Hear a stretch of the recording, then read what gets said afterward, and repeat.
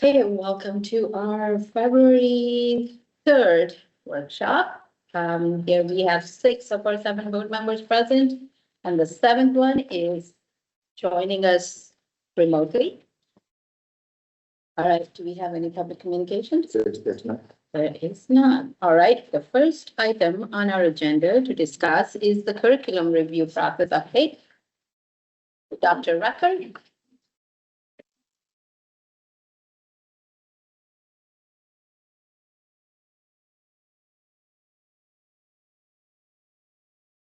What do you have to say?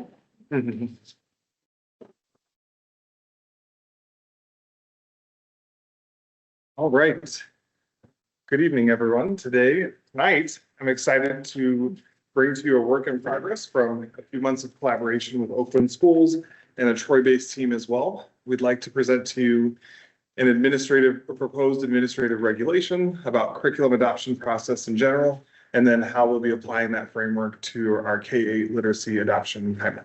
Okay. So we began this actually was a task or a goal that Rich presented to me early in the summer of revisiting our curriculum adoption process and making sure that our values were reflected in it. So I started with our current artifact, which is this iterative circle that is pretty cool, but also there were various questions related to like where we start, are things in the right order, are all the parts that are important to the process truly in this artifact as well. So Oakland Schools ended up hosting a professional learning called Curricular Resource Adoption Process and Implementation Support. And we signed up right away. I guess only one other district signed up. And so they decided instead of having a heterogeneous district-based district group that they would come directly to us. So we have been pretty lucky. I have their photos here and I tease them that they'd be on it. That from Oakland Schools, we had Christina Carlin, Jennifer Griffith, Jen Howe, and Megan Cortland, who are various elementary and secondary specialists. And they walked us through a process of what curriculum adoption looks like in various other places, as well as what are quality frameworks to examine. We developed a diverse Troy-based team here with special education directors, with William, Shari Wallace, ELD supervisor, Carrie Brennan, our Troy High assistant principal, Lisa McDonald, Amanda Fisher, Chris Piotrowski as CIS, who often implement this framework, and then a secondary literacy specialist, Lisa Jansen, and Morgan Fields, a elementary literacy specialist, because we were also thinking that, of course, the first opportunity we'll have to do this at scale will be our literacy work. So the first thing we really did with Oakland Schools is in various sessions with myself and their leadership, we planned out what would be the professional learning for this Troy-based group. And really what we focused on was a process to examine the ways in which our current framework reflects our values. And then we also examined other local school districts' frameworks to see what we believed they value based off of their outlined process and thought about what we were missing. In addition to that, we looked at a few frameworks for implementation support post-adoption, because one thing that surfaced in the group is we don't want to be in the business of just adoption, but truly like supporting and monitoring change over time post-adoption as well. So really the values that we articulated that we wanted to show up in our process, whether we were doing them to the extent we wanted or not, where we wanted to value teacher expertise, we wanted to make sure we had early community and often community input. We wanted to be regularly updating our board, and we wanted to support post-adoption to make sure that our good intentions were working. One constraint that we came back to realistically as a group is upholding those values with just the real constraints of like human resources and organizational capacity. So as we made decisions about what we could do, we checked like, what would that look like in reality? Do you have that amount of time to dedicate to that? Would there be an opportunity cost of doing that as well? In the end, we came up with a draft administrative regulation, which hopefully you saw via email last week. And we also revised our community facing visual, which is now on the teaching and learning website. Some other points I'd like to make about that cycle are that really the best outcome wasn't just the defined process, but it was the shared understanding that came from the group who was involved with it. Our administrators who were involved said, like, I feel better now that when a staff member comes to me and says, why do I have to administer this survey to a parent? Or Why do I have to consider an option that I may not first want to do? That they're better able to defend why we do and how we do it. So the shared learning and kind of buy-in was most exciting to me in this role. But it was also exciting to have something tangible in paper of like, this is what we commit to with our values. One thing that Rich and I spoke about, and that I wanted to bring up to the group too, though, is you'll see that the administrative regulation refers to caretakers. This is something that Oakland Schools is a phrase they've used more often than parent or guardian, because it reflects the diversity of the adults who take care of kids, and it isn't as formal as the term guardian. So when it says caretaker, you can think of whoever lives with that child and is responsible for their care. So that is the update on the administrative regulation you hopefully saw. Before we go to the literacy timeline, are there any questions you guys have about the administrative regulation? You know, my suggestion would still that we say parents and caretakers. When I read it, it kind of struck me, and I realized caretaker is very broad, and we're trying to include, but by not saying parents. I just don't think Sure. that's not the message we want to. And on that note too, I was going to say, Nancy, that on the first bullet point where it talks about communicating with all stakeholder groups, based off your input, we defined Yeah. teachers, administrators, families, and the board, Yeah. just to be more explicit. Yeah.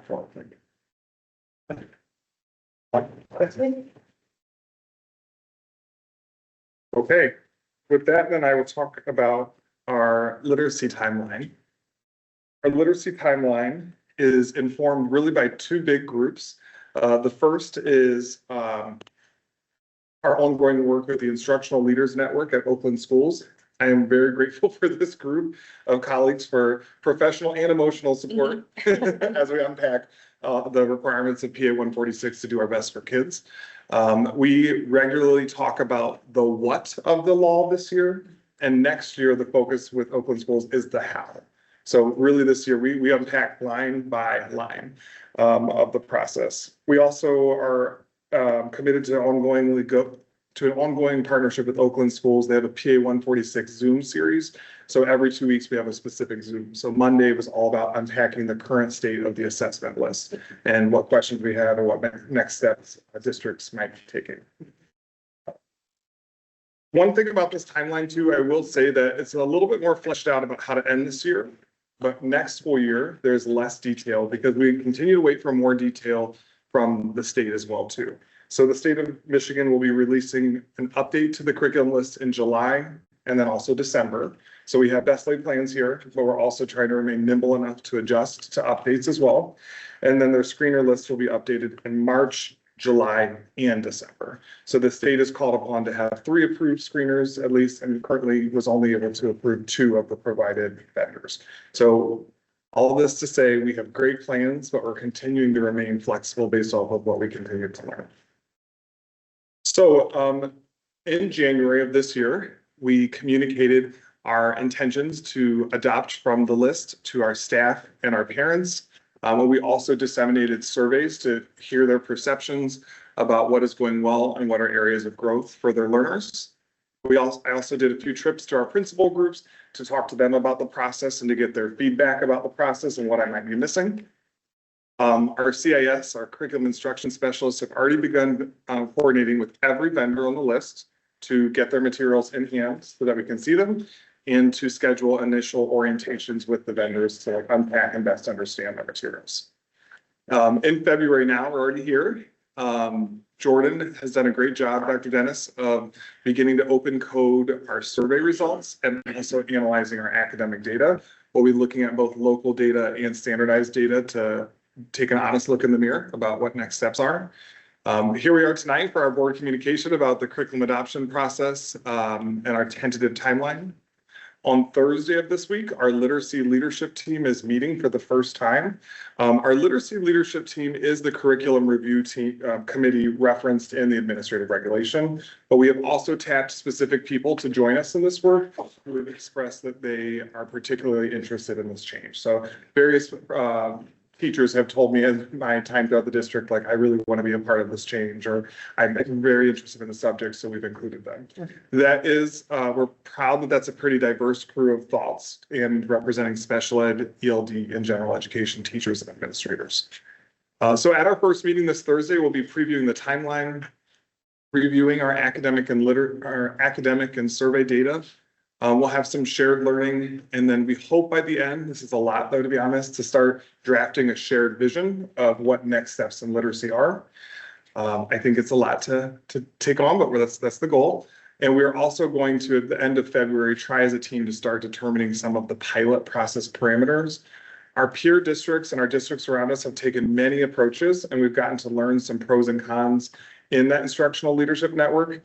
Oakland Schools is also going to be consulting with us with their knowledge of all the local districts and what they've tried, what they see as best practices for that.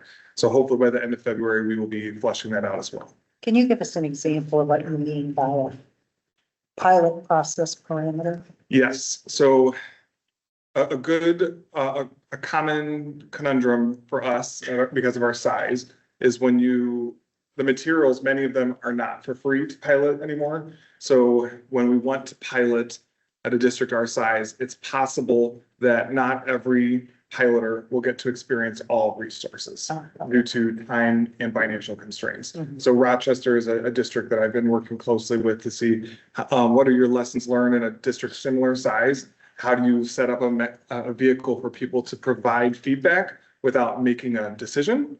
And, then perhaps there's like a neutral instructional administrative group that is collecting the data across the different types of classrooms for there to be some objective evaluation. Okay. So lots of pros and cons for different decisions of how much to pilot, who pilots what, how do you pick the people too? Do you have enough various thoughts among the people as well?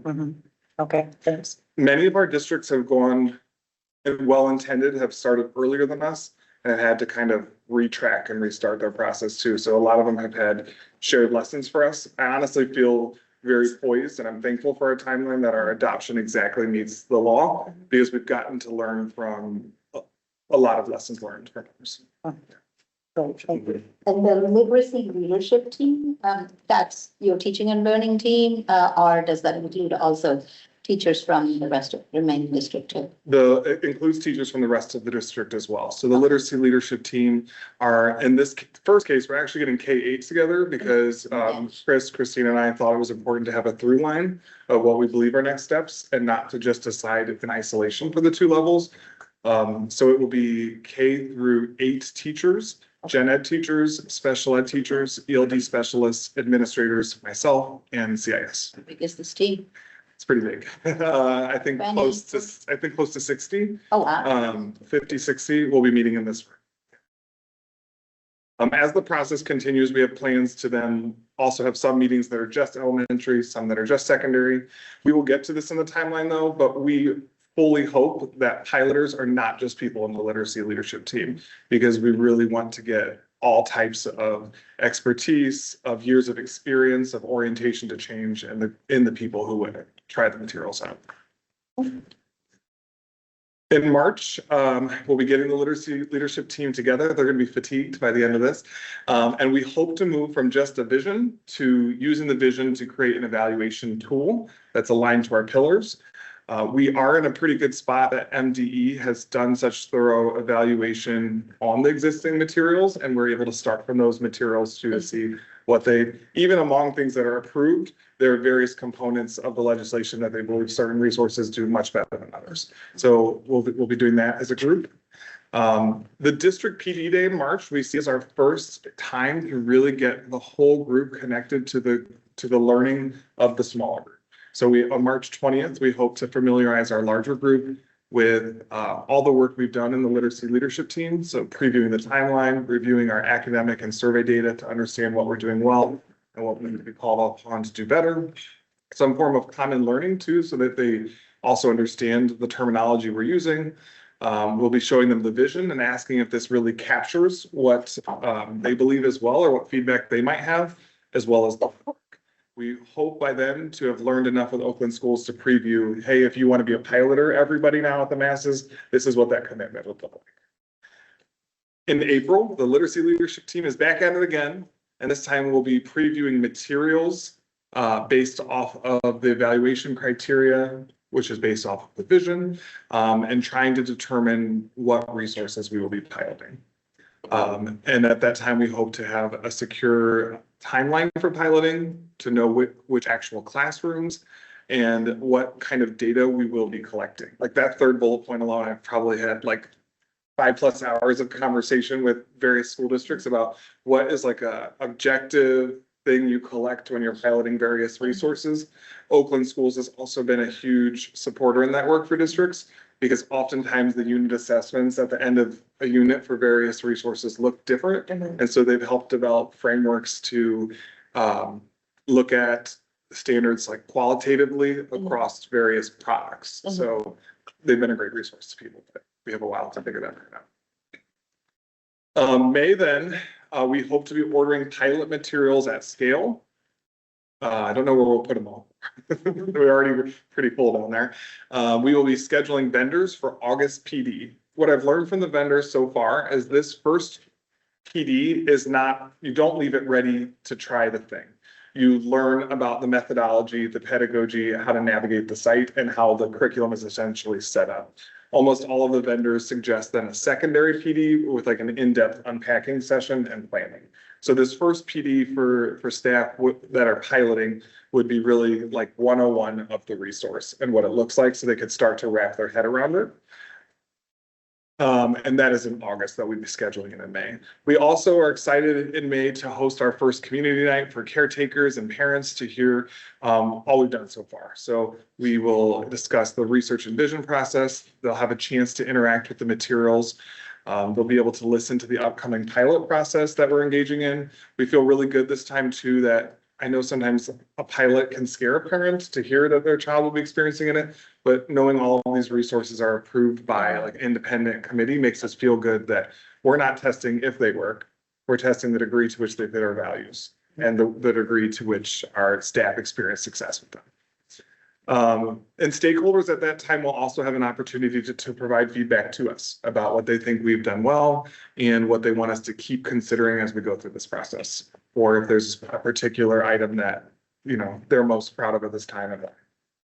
I would just for that recommend that we need a good amount of time. I know Yeah, some of the sessions we've had in the past, before you were in your position, there was a complaint that, you know, sometimes there were more teachers and staff than there were attendees, and people didn't feel like they could really give feedback. So I don't know, you know, you guys will figure out what that looks like, but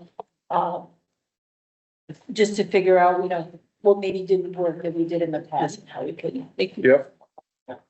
Thank you. And also enough time to possibly review their feedback and if possible, incorporate it into it. So it shouldn't be like an afterthought. Yeah. Right? And it certainly won't be, because after May, then comes the July update of the list too. So we will even be reviewing the state's feedback. And we do anticipate, so we don't know for sure, that more items will also be added to the list that will deserve our fair look at why or why not we're interested in this item, because the state has provided very clear guidance to various publishers and vendors of why not, or change X and then you will be on it. Is there a likelihood that they'll take something off the list? I have heard I think so. of one other state removing something from the list in my research of the 40+ states that have had somewhat similar experiences, but I don't anticipate that. They've been pretty rigorous, and that was a rarity. Yeah, exactly. That was one of my late night fears once, and started researching, has this ever happened? So here's a broader look at next year though, which will be far more defined toward the end of this year. At the August PD day, we are going to give our staff permission to start the year as they know, because the beginning of the year brings a lot of anxiety already for teachers. We have teachers who will be moving to brand new buildings next year, to Smith Middle School, to the new Smith as well. Teachers are changing grade levels. And really, when you know teachers well, you know they simply really want to be set up for their first day of students there. So we will continue learning about their vendor specific details and have vendors at the August PD day to teach the different pilot groups. But October is our next district PD day. Classrooms are launched. You've gotten to know your students as readers and writers. You've got through your first assessments. That is the day where we hope to truly unpack with piloting teachers when and how they will do this actual pilot. And where we hope to provide them an answer to where this best fits in your scope and sequence too. Because one of our goals with the pilot is to do no harm to our young children in it. And we want to make sure that if what we're piloting is a specific strand or skill, that that's not going to be just like the prior unit they've already had. Like we still need to pace out the scope and sequence of skills, which is going to be a very big job, to be honest, with multiple vendors. So we hope in October to have that level of detail for each group. Like this is where it fits for second grade with this resource. So between October and through February, that's our general timeline of where pilots would neatly fit in order to synthesize a recommendation in March and to provide that to you all in April of 27. So what's the goal, like 3 months of piloting then, or I'm is honestly, there like a time, like a week time frame, or 12 weeks, or? for sure. Sure, that would be good information for us to just. Yeah, I don't have a perfect answer for that yet. Yeah. To me, that would depend on how the skills of the specific pilot fit the scope and sequence for the whole year for the kids. So it would be great if we found a resource that like the next 3 months of content could neatly replace what kids would regularly learn. So we could have a longer look at it, but definitely more than a week. Like we really want teachers to see like a unit all the way through. Okay. But How long is that typically? gosh. A unit?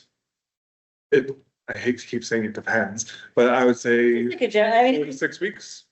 I asked because I Yeah. truly don't know, like, you know, I'm not an English, kids haven't been in elementary school for a Yeah. while, okay. But if we find that the materials that we are going to be practicing and familiarizing ourselves with, if we find that for the next 3 months, what's in here, you know, is Yeah, 'cause- is what we could be working on in our regular scope and sequence, we would do it longer.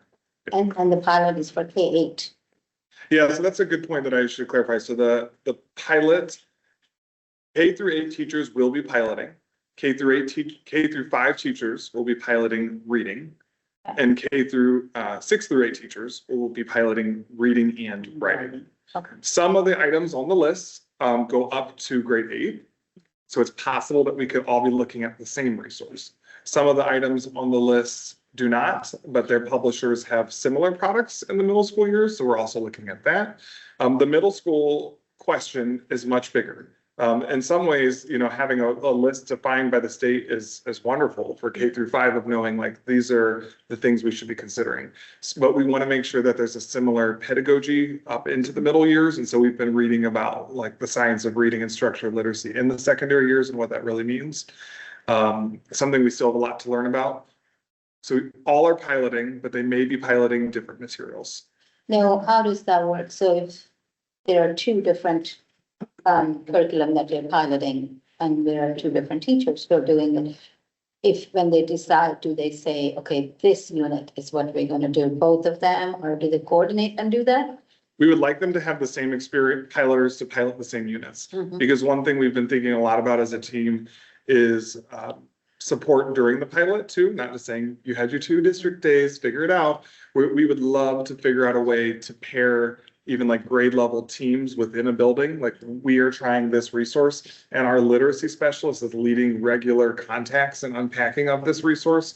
So that it's a collaborative effort because our best teachers already work in collaboration and co-plan, and we want the pilot to be treated the same way. For that to happen, so you would have two teachers of the same grade piloting every year, yeah. I would love if there were 3, like, you know, like 3 third grade teachers at Hill or Okay. it's a smaller school, but 3 Yeah, third it's much. grade teachers at Barnard. Yeah. It's like all the third grade teachers then. Yeah.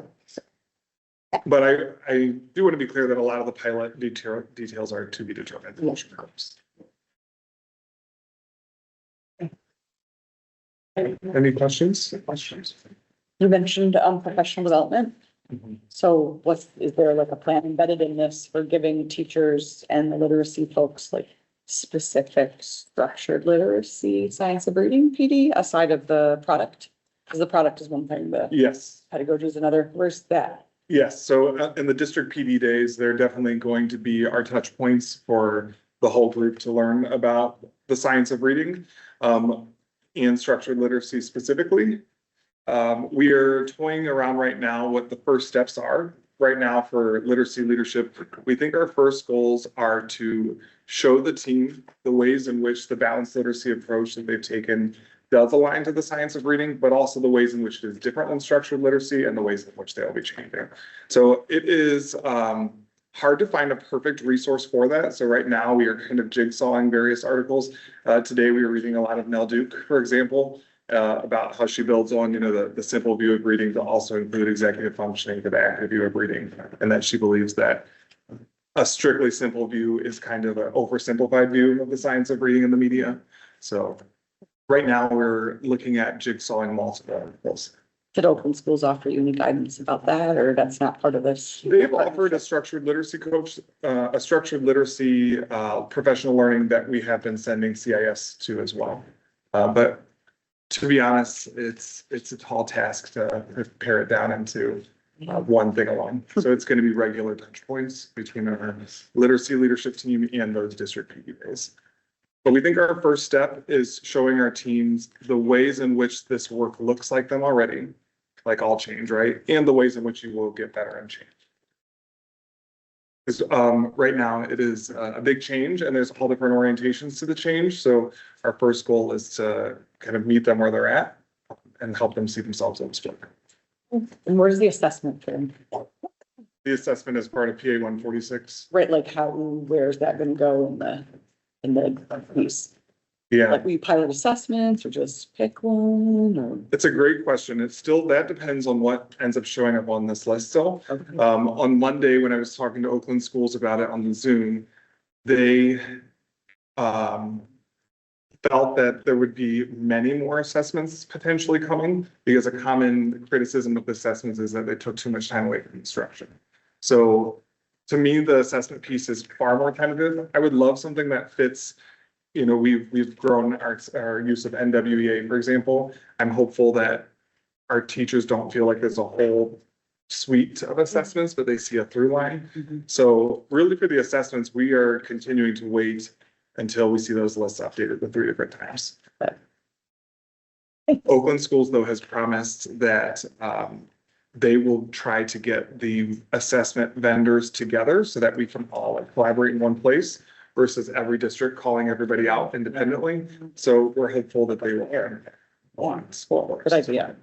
But there's tons of questions with that. Oakland Schools has a specific assessment group, I'm sure you know too, and they're doing a lot of the studying about this. And so Jordan is now attending those meetings. So for its secondary example, in grades 4 through 12, we're charged with using our observational data to know who to even screen. But there are a lot of questions about how you would do that in a way that does no harm to kids too. Like if because I'm selected in 4th grade to go to X room to take X assessment, what does that say about me? So how do you do that in a tactful way, in a way that reaches all students, that meets the spirit of the law? In short, there is so much to unpack still, but Oakland Schools has been phenomenal with leading it. Are any of the special ed teachers also piloting? Okay, Yes, they're part of the literacy leadership team. I know, they are part of the leadership team, but they're also, I don't know if they would even pilot any of the program, would it? It's a good question. So in elementary, that wouldn't quite apply. Yeah. Does all students have access to Yeah, Tier 1 instruction? Trying to think Unless about, they're in the categorical class, Yeah. which they'll have their own. are there separate- materials specific to categoricals in these or no? not within this list. No. Okay, not within this. This is the tier 1 class-wide It's, reading. that would be the target. Okay. Would you have a special education teacher in a setting that you're piloting? Because I know that we've, in a couple buildings, we've moved to the model where the teacher, special ed teacher is pushing into those classrooms and Mhm. working with them like during the tier 1 lesson. Yeah, So would that special ed teacher, that seems like a good possibility. Okay. Because I'm thinking. because I know that's not happening everywhere yet. Right, but in some of our Yeah. early adopter schools. Mhm. Yeah, I think that's a good opportunity. Makes me wonder about overlap too, in terms of like, perhaps a look at your intervention menu and special ed to see like, if Sure. there's overlap with programs that are either, Yeah. folks are like, hey, we need this other intervention that better aligns with structured literacy. Mhm. Just to Yeah. keep those folks in a through line. Yeah, as we, our instructional leadership network, when we've gone down the rabbit hole of all the detail, the Oakland schools keep saying, right now, this year, you need to just understand the law. And you need to agree what your process is for looking at the plethora of tier one options. And they were like, when you get to that next step, then you think about tier two, you layer on all the elements of the system. Makes sense. Yeah. Appreciate it. Thank you. Thank you. For your thorough approach. Thank you so much. And Christine is going to, provide, as promised, and as I emailed you all, follow up to last workshop's questions around math. She's been working with Dr. Dennis to gather some additional information, which we had indicated we would provide. Students. Thank you. Bye, everyone. Thanks.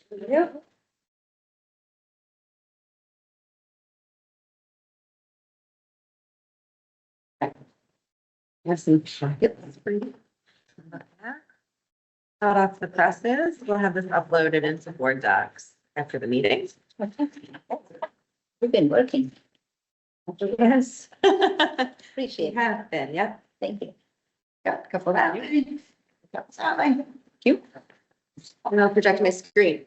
Your handouts are in a different order than my slides, so I apologize for that, but I'll go nice and close so you can find them. I'm excited to be back here today to talk a little bit about achievement. When we think about middle school math. I also included duplicates of some of the other data points on enrollment in the last couple pages there. So we'll walk through this together as soon as I get my slides up there.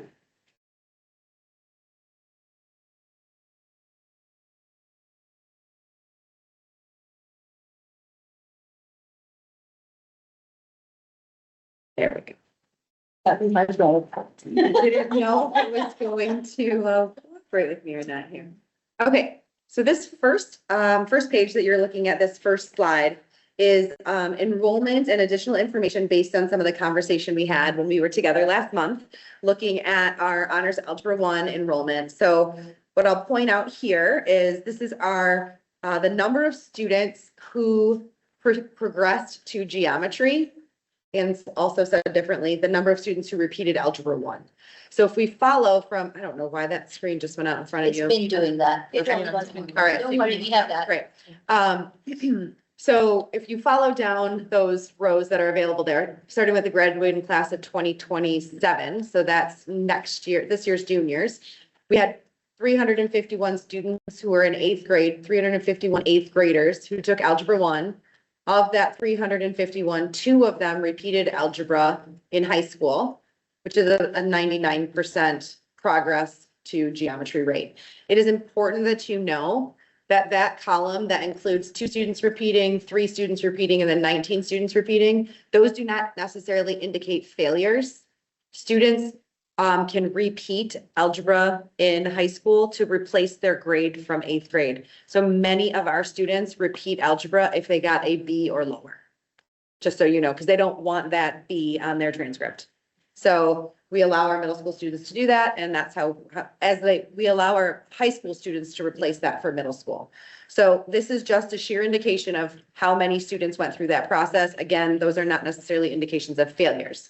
What's broken out directly below that, and I think is incredibly important for the board to see, is the class of 2029. That's this year's 9th graders. This year's 9th graders were the first class to have choice in 8th grade to whether continue on that 8th grade track or to opt into Honors Algebra 1. They are also the only cohort that had both experiences. So those students, the board in 2023 made the decision to change our structure. At that time, we already had a group of kids who were in 6-7. We continued those students into 7-8. Well, we also started a new curriculum in 7. And then in 8th grade, we had tracked algebra kids and untracked algebra kids in that Honors Algebra 1. So what's important from my perspective for you as a board is to know that 168 students chose to take Honors Algebra 1 in 8th grade. That is 168 Troy 8th graders who were not identified by their teachers in 5th grade to be in the 6-7 track. So those are students who were missed by our track previously. of those 168 students, 92% of them successfully moved to geometry the following year. So I think that's a pretty good success rate when we think about students self-selecting into Honors Algebra 1. Of the students who were tracked into Honors Algebra 1, 98%, no surprise, moved forward into geometry the following year. So I know that we had a lot of questions just about this enrollment piece. So this was that last enrollment data point that I wanted to bring to you. So we were able to capture, I mean, I know there's a difference in class size from one year to another, but probably anywhere between 135 to 150. We were able to capture about, let's say, 150 students who are now in geometry as opposed to algebra one in high school. That's right. So I think that's a pretty, That's confounding. yeah. And to only have 13 students Repeat. is. Okay, so I'm going to move into some achievement data. So the first slide that we'll look at is on the back of that page that you have that was printed for you. This is our percent met. So these are students who are proficient or advanced on MSTEP in grades 6 and 7 for the last 3 years. So this is cohorted together. So you would be comparing the blue line to the blue line, orange to the orange, green to the green, and thereby graduating class. So class of 28, 29, and 30. What's important to know is that the reason there's not 8th grade data is because the class of 2030 has not yet taken their 8th grade assessment, right? So our first cohort of students who have gone all the way through with the new curriculum is currently sitting in 8th grade. So we don't have a ton of data when we're talking about implementation of this new structure because we're only 3 years in. What's important to note is that the blue cohort, so class of 2028 and class of 2029 experienced the tracked structure. 100%. So 100, well, it was the former structure. So when the class of 2028 was in 6th grade, we had a 6, 7 and a 6. And then when the class of 2029 was in 6th grade, we had a 6, 7 and a 6. And then when the class of 2030 was in 6th grade, we had IM 6, 6th grade math only. So that 6th grade class, that green class is the first group to have IM 6 and IM 7 are heterogeneously grouped new structure. What I'd point out is that what we can see is, and we'll consistently see this almost throughout, is that the class of 2028 is fairly flat in their growth between 6th and 7th grade. And then we see a slight increase for class of 2029 and an increase again for class of 2030 as a cohort. So we've often talked here at the board table about what does MSTEP data do for us? MSTEP data is a way for us to look at our program and monitor our program implementation. What we are not seeing here is indication that the new curriculum or the new structure is currently having negative impacts on student performance. We're now with 1 year of data, right? Again, we have to continue monitoring and watching what's happening, but this is our first year of 7th grade, 6 to 7. And then again, those kids will go to 8. So the blue and the orange, they are also the old math curriculum. They're the old math curriculum, correct? They're tracked plus the old math curriculum. And then They're all old curriculum. yes. Yep, Okay. that's right. Yep. So the old system and then the new system. So the new Got it. system begins with the green. Mm. What is, I think, a great celebration for this board to know is in the 2018, 2019 school year, our 7th grade proficiency or our 7th grade percent met was 67.5%. And that this past year, 7th grade was 68.4. So we've exceeded pre-COVID numbers from 18-19 for 7th grade proficiency. I will tell you that if you look at all the years previous to 18-19, it fluctuates. So there's some in the 70s, some in the 60s, but we are kind of approaching, I would say confidently approaching where we were pre-COVID with our mathematics numbers at middle school. So that's really When good. did MSTEP start? The MSTEP, when did that start? In 2013, Chris, when did you move? Okay, so it's been a good 12 to 14. Yeah. Okay. Okay. 14? Yeah. The following year, or I'm sorry, the following year, you're talking about years, the following slide, if you go to this slide, I believe it's out of order for you. That's fine. This slide is looking at those cohorts, but broken down with performance level bands. This is a conversation we had a little bit of at the board. Audra asked some great questions about how do we look at where students move between those bands of performance.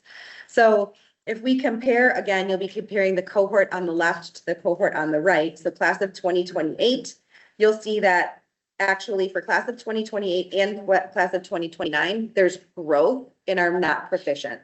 So as our students are moving from 6th to 7th grade, we see more students falling into our not proficient category from our partially proficient category in our old system.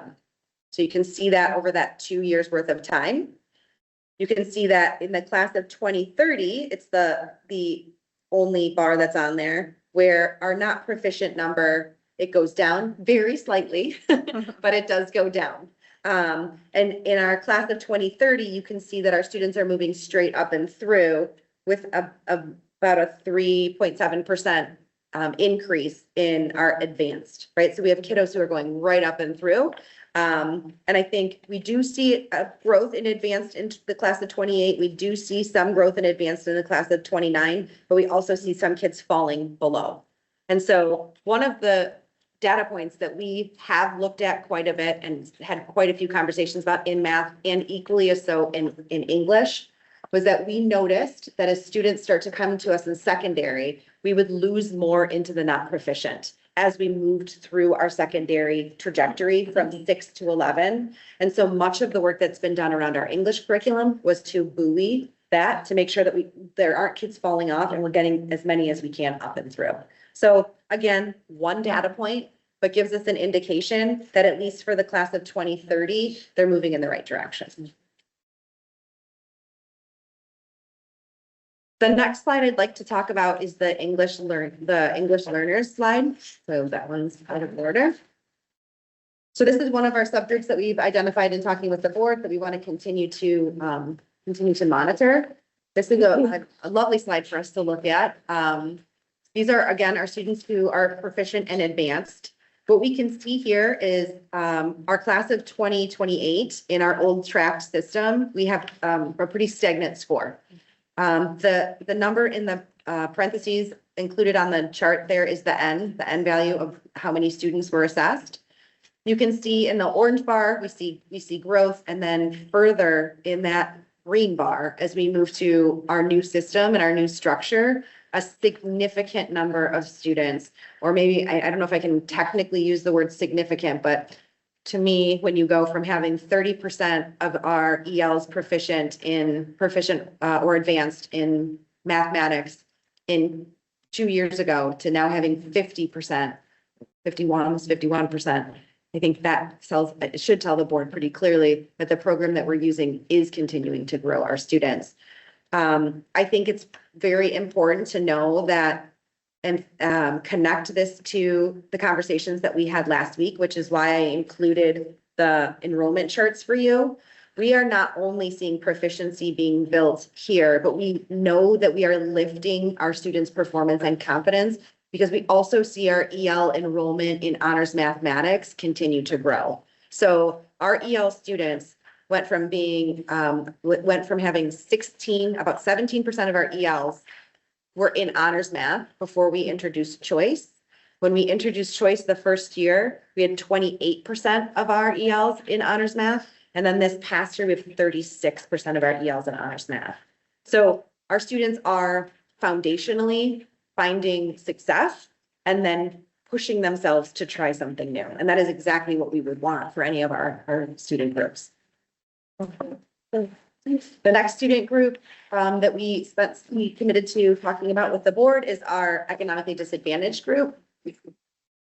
So here you can see again, pretty stagnant between for the class of 2028 from 6th grade to 7th grade. You see just a tiny bit of growth for our class of 2029, and our class of 2030 shows clear growth with our new curriculum and our new system. A challenge with economically disadvantaged is as a subgroup is that it's not all the same kids all the time, right? Students fluctuate in and out. You can tell that just by looking at the N. So the N is 49 for 32%, and then 47 is actually two fewer kids, but it's a lot larger representation because that group shifts based on the needs of those families. Nonetheless, this board should be very proud in looking at that number as well. And then finally, the last student group to talk about this evening is our students with disabilities. This one is a little more inconsistent, mostly because our N is much smaller. So one student, the movement of one student has an impact on that percentage fairly significantly.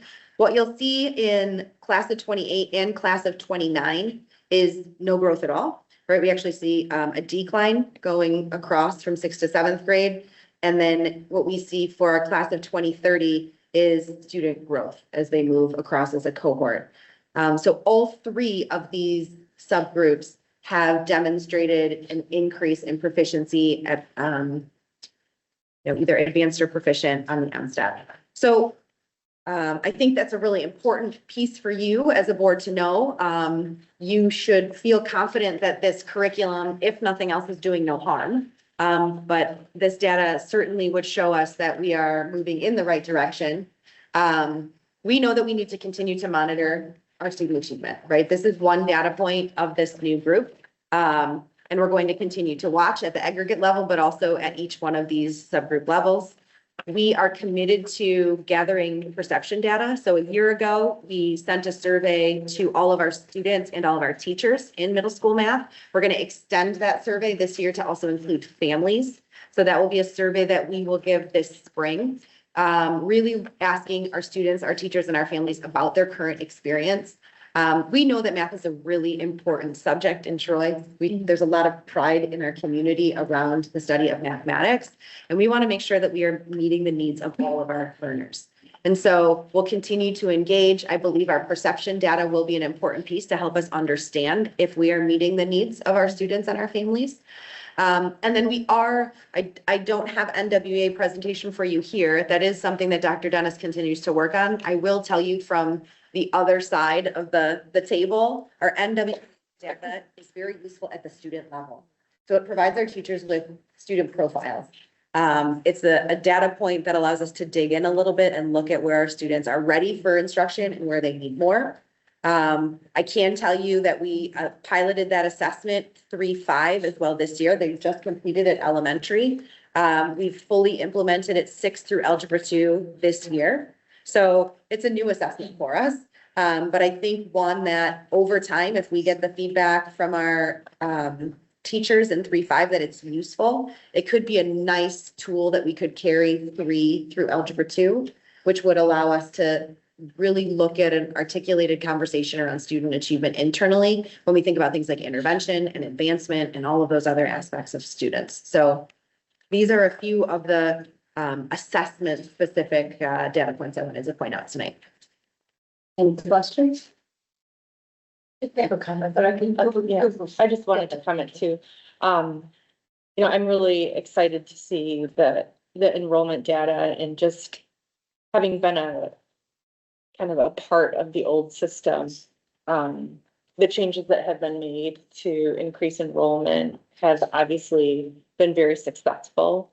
So I think it's a great idea to ask our kids and parents and teachers of the kids that are in this right now, what their feelings are, and their perception around their experience in life, and get that information to see how we can possibly build on what we have, because 168 kids, that's awesome. Mhm. That's really, something to be proud of. So I have to say congratulations on that. Yeah. So, and just the other piece, like, I know we've talked a little bit about, like what types of questions would be important to ask kids and parents and teachers. And so, I know I've had a little bit of an opportunity to have some input there. So I would just ask that other board members have the same opportunity. Yeah. Yeah, if there's anything in particular you're hoping that we elicit, please let us know. And that's what Kate Rainey David and myself actually sat down today and we went over last year's and looked at all the questions that we asked. We tweaked a couple of those questions and then started to build up what that parent survey would look like. So if you have specific requests. I do, so I know I was trying for a while to articulate what it is that I was looking for, and this is what I was looking for, right? And to see if it was actually translating to future success, so I appreciate this data.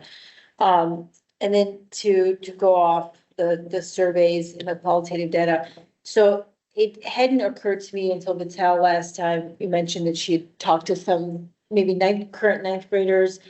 It's like, oh, I had a current eighth grader at my house. So I was like, let me ask him, just, he didn't know why I was asking, but I was like, so is algebra 1 really hard this year?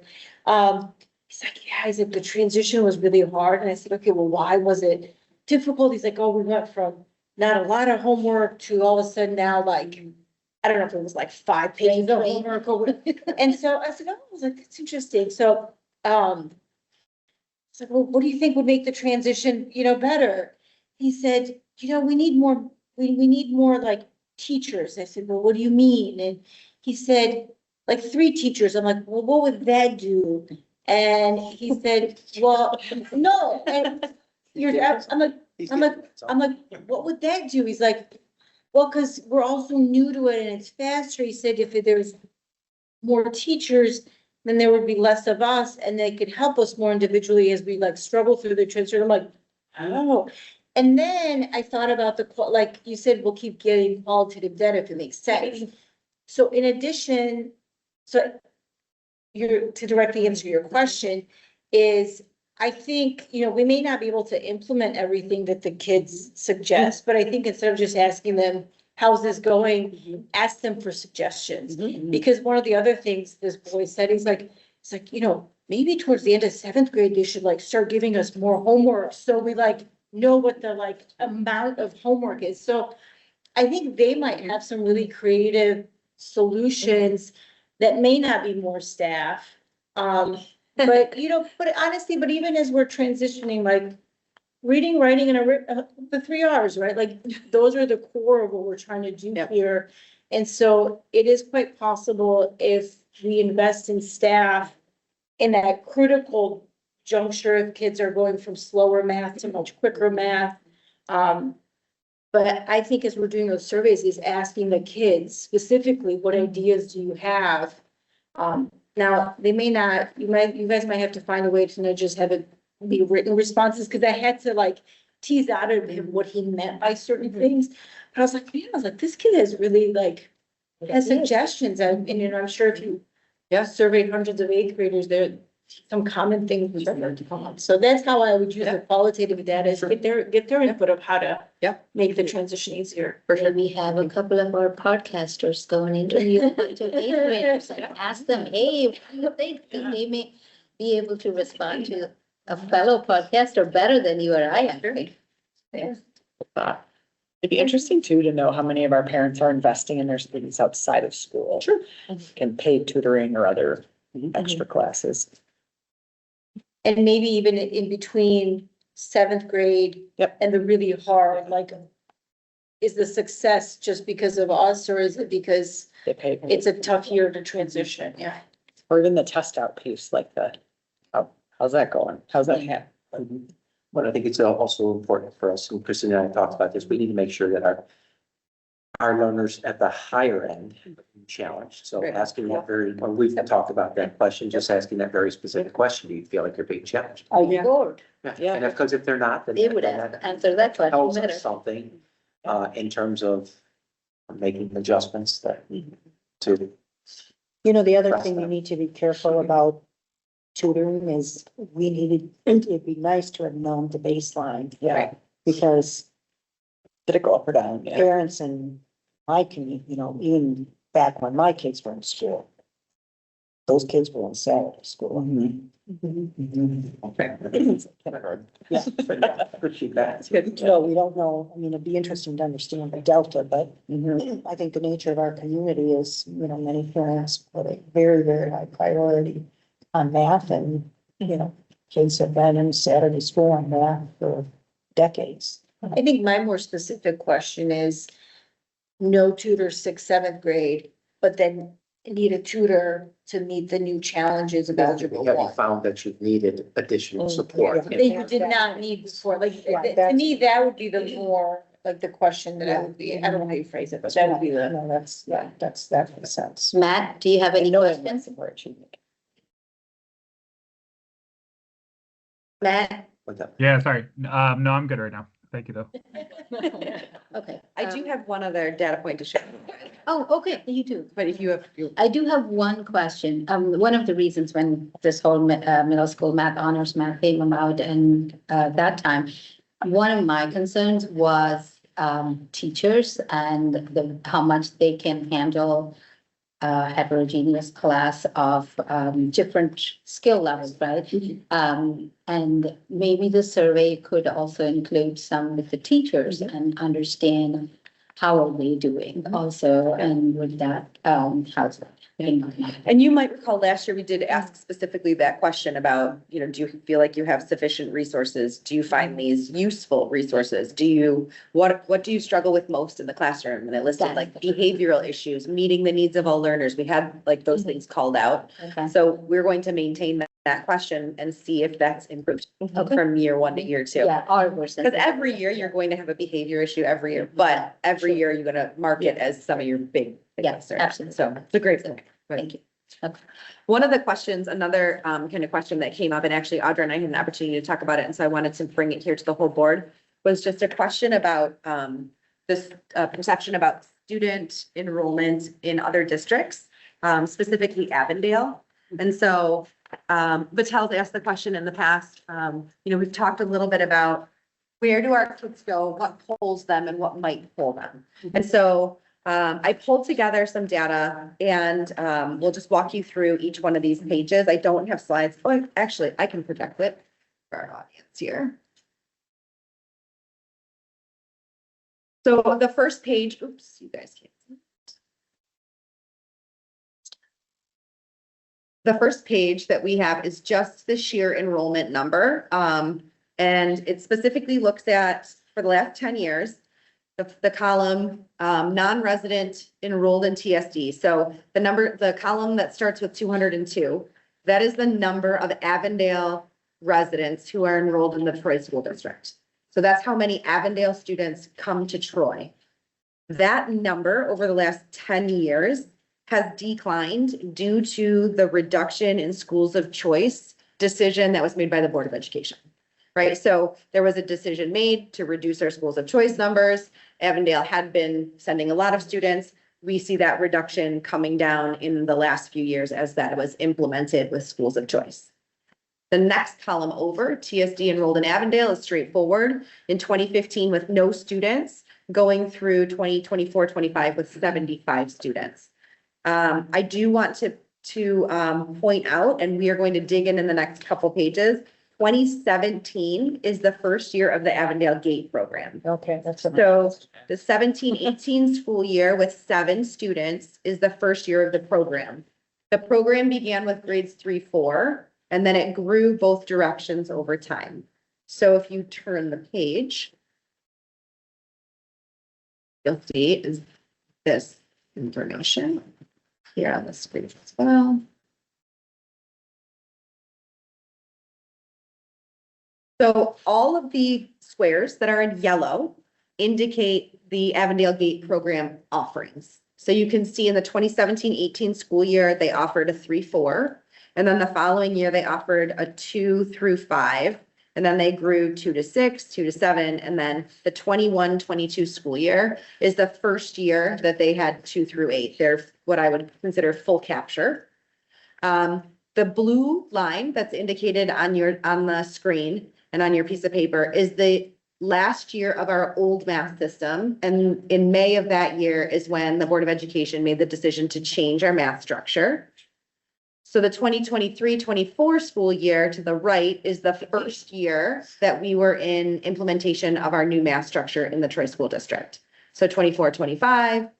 And then this year's the 25-26 school year. We don't have those data points because those aren't yet available with enrollment. So what I would like to talk through is like the points on the last page, but you can look at this document as I talk through that, whatever's easier for you. But I think from my summary, here's kind of what I saw.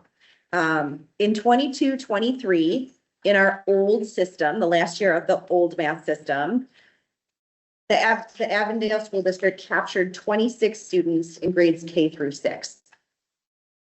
The following year, which is the first year of implementation of our math structure, the Avondale captured 45 Troy students in grades K through 6. This was an increase of 19 students that year, but it was only an increase of 2 students in 6th grade. So when we think about the class that was impacted, only 2 students additionally went to Avondale the year following the board decision on mathematics. The year after that, the program captured 55 students in grades K through 6, which was an increase of 10 students overall, but it was a decrease of 4 students. So 4 students actually came back to Troy from the cohort that was there before they got to middle school. What I do notice, and I think you will too, in looking at the chart, is the largest enrollment in Avondale from Troy is in grades 3 and 4. When you look at the total whole picture of, so the numbers that we just went over, I only focused on K6 because the question was, did the board decision drive kids to Avondale? So that would have been before grade 6, right? So that's why I kind of looked at that number. But I think it's important that we as an organization look at the whole picture. So if we look at the bottom couple rows that are on that last page, this is the full capture for Avondale. So the first year that the Avondale GATE program was a 2 through 8 full program, it captured 31 Troy School District students. In its second year, it captured 35, which was an increase of 4. And then the following year, it captured 52, increase of 7. That was the year that we made the decision. And then the year after that, it captured 73, which is an increase of 21. So without question, do we want 100% of Troy kids to go to Troy schools? Yes. So when we have 75 students who are going there, we do need to ask why. And we certainly need to be watching the numbers because we don't want them to go up. But what we can see is that we had families in Troy who were choosing to send their kids to Avondale long before we made any decisions about middle school math. That's just evident on those charts that are there. So we need to do the work of figuring out a little bit more about what drives these numbers and what those pieces are. I do want to make sure that as a board, you are when you look at these numbers, you recognize that on that first sheet, these aren't every year additional kids. So these are cohorts who move forward. So it's right. So when we look at 14 to 18, it's not 14 kids and then 18 new kids the next year. It's 18 total kids that next year. I don't have the UIC codes of all those kids, so I can't tell you if they're exactly the same child. But my assumption, and when you look at this colored chart, you can follow a cohort through. So again, just for your own edification, when I look at this, I look at, if we look in 2018, 19 in 2nd grade, there's 1 child. If you follow that cohort, it's now 2, right? So they move down and over 1. The following year, it picks up to 3. It stays at 3. It stays at 3. And then it grew 1 in 7th grade, dropped down to 2, right? So I think it's important to follow cohorts. It's an interesting story. You can start to see where kids grow on or where kids fall off. That's often what we do with our enrollment, right? When we look at, did we get all of our 5th graders to show up for 6th grade? We look at that. And in Troy, we celebrate that because as we transition from 5th to 6th grade, we have about 105% capture rate. So we have all of our kids plus another 5%. So anyway, I thought it would be helpful for you as a board to just have some talking points around this piece, to know that this data is actually available on My School Data. You can go in there and look at this. You can dig in just the way I did to understand. We have kids every year that go to a variety of different places for a variety of different reasons. You know, some of our students follow their parents to the district where they work. And that happens in Troy as well. So That's the end of what I have for tonight. So I'm happy to answer. Thank you. Any questions on that data? No, this is good. This is really good. We're gonna keep following. I only, oh, My one question, the next time that we look at this Yeah. data is, I mean, anecdotally, I do know of a couple of families who went for elementary school and then came back in middle school. So to even have that number of how many families come back. I mean, I know some of that, you had those points in a couple of spots, but I think just to also understand for the families who come back, what grade are they coming back in and why are they coming back? And do you have to test in to get into that school? What's the criteria to be called gifted and talented? So can I phone a friend? Dr. Rector, could you maybe talk a little bit about, I know that as we often have to give, our students ask for, as a former building principal, recommendations. There's a form that has to be completed. There is for sure tests for the following and in front of me day after taking the test. I'm not sure what test it is they're taking. Hopefully. I have a second friend.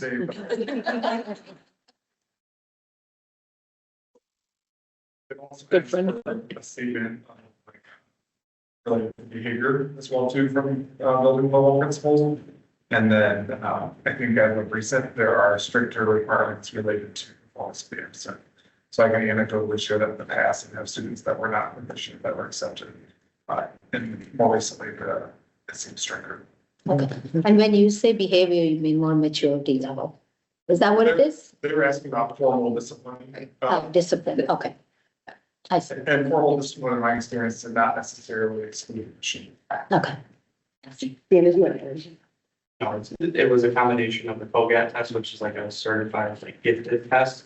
So it's typically around that second grade line. It's when you administer that, that's when the studies show that you can actually essentially quantify if the student is gifted or not. So they would take a combination of the COGAT and then their NWPA for next step support. But you have to test, I think 95% higher on at least one subject area. Thank you. I only have comments. This is great information, great data. First comment is, so effectively from 2015 to 2025, and not because of middle school, but we had an enrollment drop from 202 to 46, basically. Because if I subtract one from the other, which is, we got Avondale kids and we lost TSD kids, so total enrollment difference is 202 in the beginning and 46 in the end, right? So we got 202 Avondale kids and we lost 0 TSD kids. Yeah, in the beginning. delta, so you're just The looking at the delta. delta. The delta is 202 versus last year, the delta is 46. Right. But this is not, I know. they're not free to come Yeah, whenever we they want. changed. I know, school choice. exactly. Yeah, this one was because we changed our school of choice, and we just added it back in 25, 26, but which we don't have a data for, obviously. But effectively, because of our different policies, independent policy changes, we have that. Okay, that's very good. But I do, next one, anecdotally, I did talk to a bunch of parents in that time who have reached out to me or whatever. And yes, I do not see any middle schoolers wanting to go back because it is difficult to change and whatever. But their younger siblings or people who are unhappy, they went back because they thought it was, I don't say went back, they went to enroll in Avondale GATE because they thought it was better for their child for whatever reason they think, but that's so, and they wanted it to go all the way from younger to 8th grade. And they had every intention to actually come back to Troy schools from 9th grade on, at a higher level in their hearts. That's what I'm saying. That's what they said. But the designation, I mean, I think for many parents to have your kid designated as gifted and talented Is important. may be very important to them. And we don't say that about. Yeah. Those parents, though, they were more worried about challenging their kids, at least in their minds. I don't know how true or how right or whatever. I have no way to comment. that, the three parents I spoke to, one of it is my neighbor's grandkid who went there. And then two of them are other people who have reached out to me just that. But for them, it was more challenging their kids in their mind to their potential. Thank you for this market Thank share. you. Yeah. Appreciate it. I think it's important to pay attention to, because like, instead of, we can be figuring out, like you said, why are we losing kids and where to? Instead of just trying to backfill, right? Maybe we need to do both, who knows? Yeah. But either way, I think it's important because I want to know Well, and be aware what's what's happening in our market. Yeah. Right. Mhm. So if Yeah. this was a new pattern or existing pattern, and Yeah. it's really important.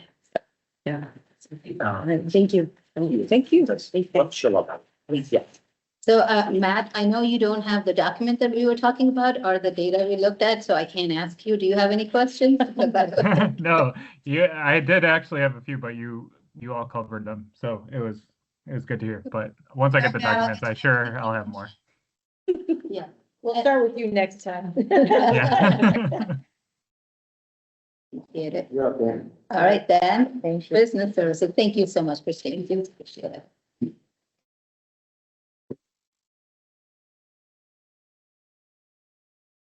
How I follow up with those two presentations. You guys want to talk asbestos? We talk I about, was going to say, Carl's favorite, asbestos abatement. I thought we had abated every piece of. We're close, It's this just district in has the done a district. really good job. I mean, a couple of years ago, we were just abating. I I got remember. Carl. I got I know. Carl, but it's still more than- 6 years ago, or close to 7 years ago, every one of the business ones had some kind of. Yep. Yeah. Just part of it. I don't see that anymore, so it's a good thing. So first, let's talk flooring. So, every summer we do flooring across the district. We try to stay up on it. So it's very disruptive when you do an elementary school all at the same time. So it's just a lot more convenient for the buildings if you chunk it out. So that's what we do historically. So, in the board packet, or on board docs, I should say, you'll see the maps where we highlighted all of the buildings and then the respective areas that are being done. So you can see over here at Athens, it's just the TAC. So there's no future construction in that area of the building when we look at what's going on over at Athens between the addition and then any remodels. So that's just simply gonna be flooring replacements this summer, and then they'll get mechanical upgrades in the future, obviously as part of the larger construction. But then here you'll see, just, this one is, is it TCCHS? This Yeah. is Nile Center. yeah, Well, now it's doesn't exist, so it's TCC. Totally the same. yeah. Yes, yeah, TLC, that's what.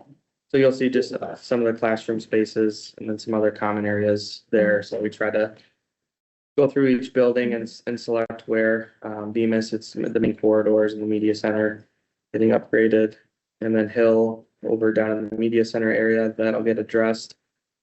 And then same thing over at Morris, also the front office as well. So very strategic in what we do. We don't want to be disruptive to the entire building, so we try to do large chunks of each building each summer. That way you can move the furniture out into a different area of that building and then move it back in when it's done. When you have to move everything into a gym, you have to put, protective covering over the gym floor, move everything out, move everything in. It's just a lot more work. So this way of doing it is very strategic and generally very smooth. So, and then over at IE East, some of the wing classrooms at the end of the building there. And then that's it. So, Can we go back to, Boulan Park, I think is right? we had Bemis, Oh, we have Beans, okay. yeah, nothing at Bowling in this. Okay. Yes. So are these on like a replacement cycle? Like, is it like every, how many years? Flooring, you can generally get 15, maybe 20 years out. Gotcha. So the way that they do carpet now, it's carpet tiles. So you can actually pull off a tile and then replace it instead of having to cut out a section and all of that. It's very simple to replace and they're so durable now. They don't stain like they used to and all of that. So, So in the elementaries, it's not like the new carpet that just went in is being replaced. right. Mhm. Somehow there was old carpet still left. Yeah. Got it. Yep. So, You may have noticed the original board packet last week. We did have a low bidder. They did post bid interviews yesterday. And the low bidder and missed some scope, so they actually withdrew their bid. So this is now the next low bidder. So now the lowest qualified bidder, conventional carpet. So they've performed work for us in the past and they've done other districts in the area. They generally do a pretty good job. So the recommendation would be to award to them, and some contingency in there as well. That just helps as they go into the classroom spaces, if there's any areas that are missed, or we always try to accommodate principals as you're in the buildings over the summer and they say, hey, can you just hit this area? Okay, fine. We have some contingency that we can do that. So obviously the goal is to return as much contingency back as possible, but it just makes it a little more adaptable for our building principals. So this is all funded out of the sinking fund as well. So we strategically use sinking fund to do a lot of flooring and roofing, and then the bond fund for the larger projects. Any questions on this one? No. Next one would be over at Boulan Park. So as we briefly talked about, this is for asbestos abatement. So this would be some tile floors that are under the carpet right now that were never removed. And then the caulking that is used to adhere those tiles to the cement floor, that has to be removed appropriately.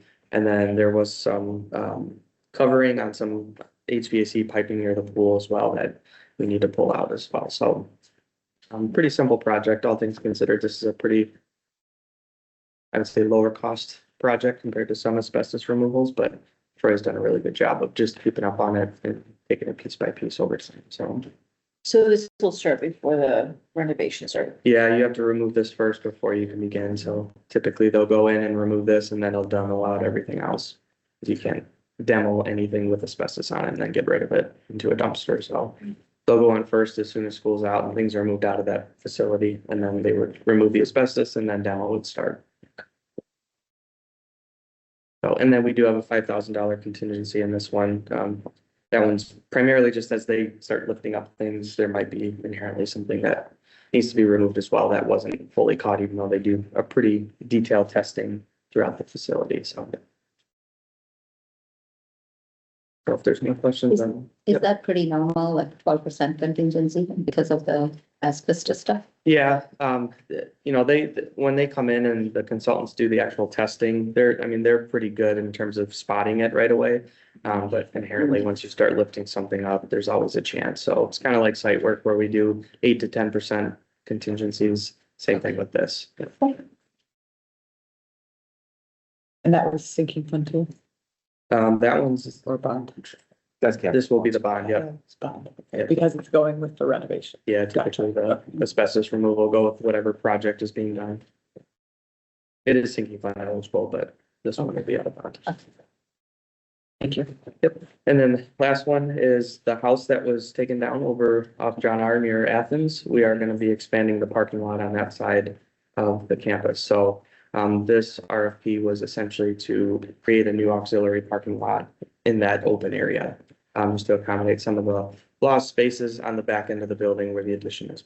So the goal is to get this going over the summer. That way we can start expanding parking. That way, as we lead into next spring, when we're hopeful that we'll start construction, we'll have ample parking up front as well. So In this parking lot will remain.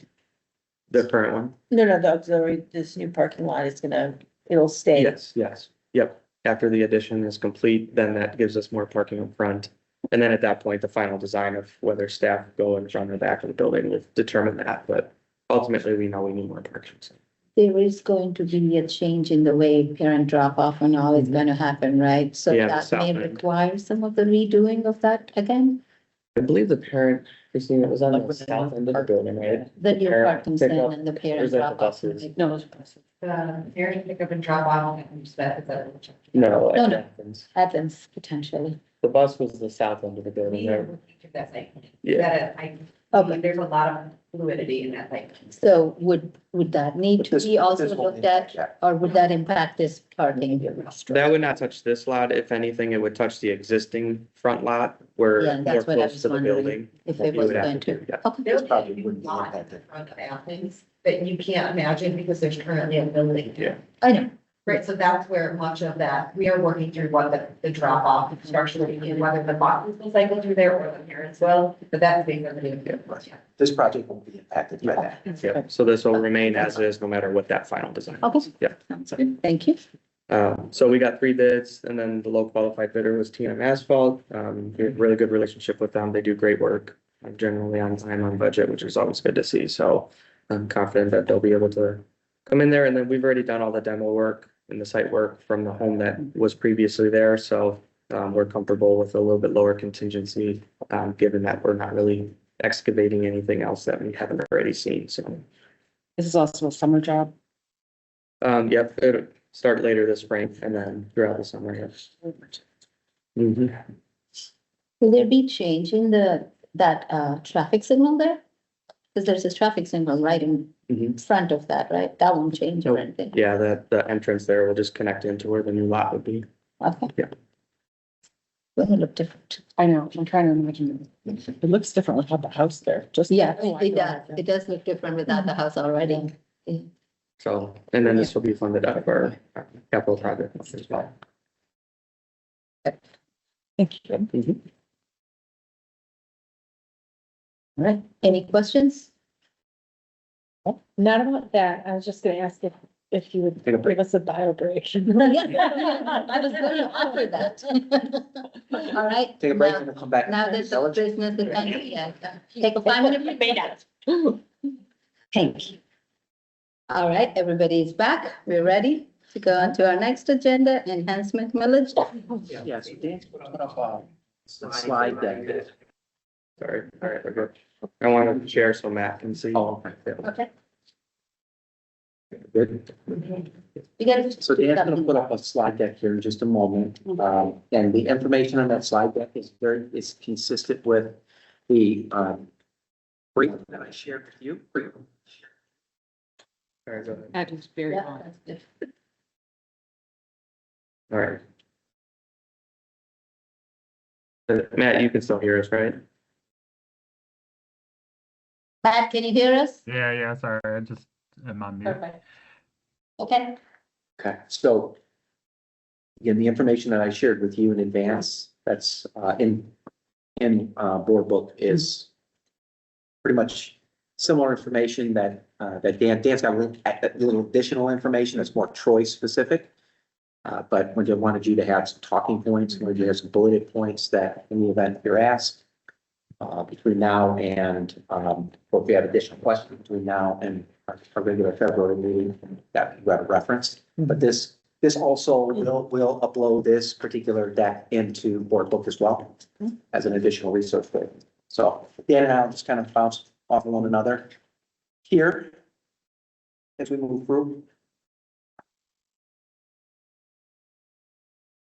Do you want to start out with these? Yeah, why don't you start?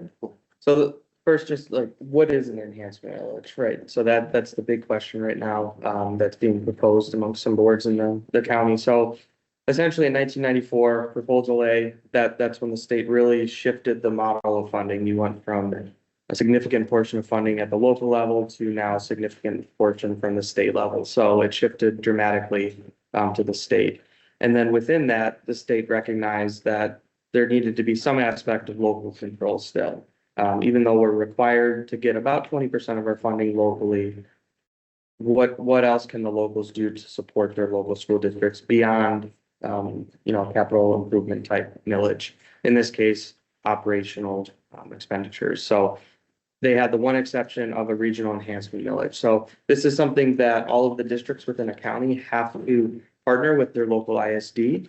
And then that local ISD would then present the proposal to the county clerks, where then they would put it on the ballot, and it is a countywide vote at that point. So what you need in order to get it on the ballot, though, is you need districts representing at least 51% of the total student population across the county to essentially affirm that they will support this being on the ballot.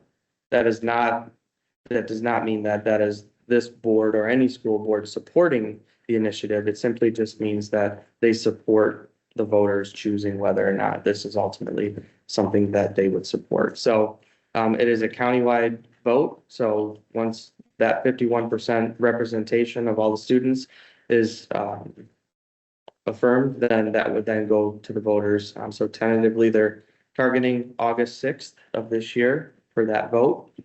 And then it passes or fails on a countywide basis. So it's not something that if one district supports it and one doesn't support it, it is all or nothing. So you need at least 50% plus one in order to approve it. So if it is approved, then the mills would be levied on all of the residents in the county. And then that money is all sent to the local ISD, where it is then redistributed equally per pupil to all of the public school districts and public school academies, essentially on a per pupil basis.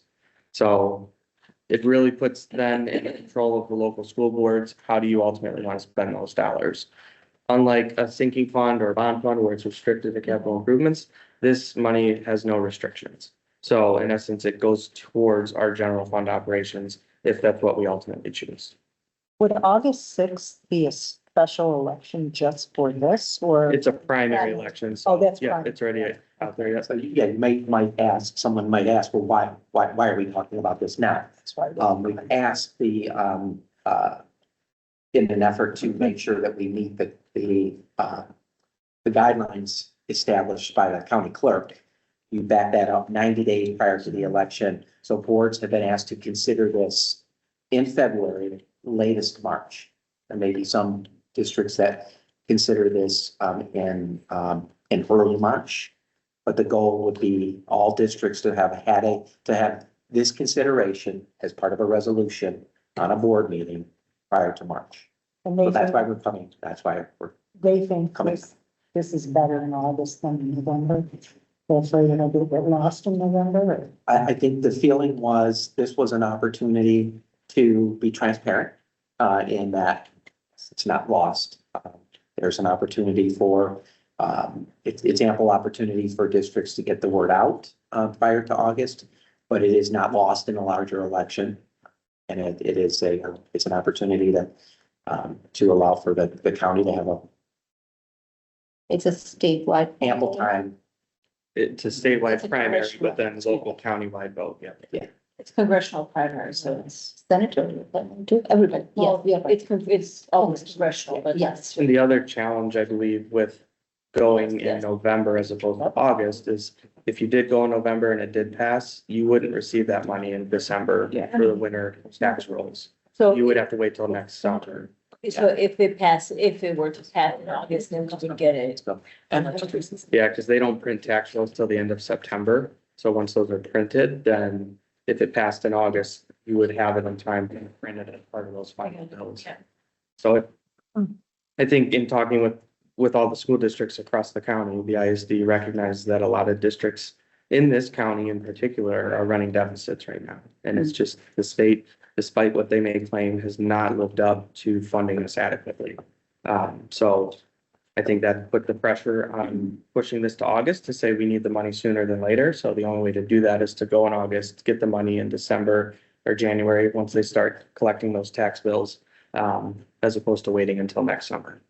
And Dan, when was the last time a countywide millage was passed? You have that history? So Oakland County has not had one, but this slide will kind of go over where other counties surrounding us and across the state currently have them. So you can see Wayne and Macomb County, who both are adjacent to us.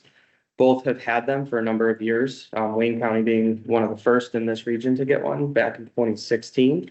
And then they've actually successfully renewed theirs twice now, as of this past December, or I'm sorry, December 24. It was recently renewed through 2033. And then Macomb County also went for a 10-year vote back in 2020, right before the pandemic started, which this county started that conversation around then too, but then the pandemic hit in the conversation. So now that we're coming out of the pandemic and ESSER funds are gone, this has brought up this conversation again for us. So you can see comparatively the dollar per pupil, the mills, it's all kind of between that 0.8 and 2 mil mark. So Oakland County would fall somewhat in the middle of that in terms of the 1.5 that's being proposed.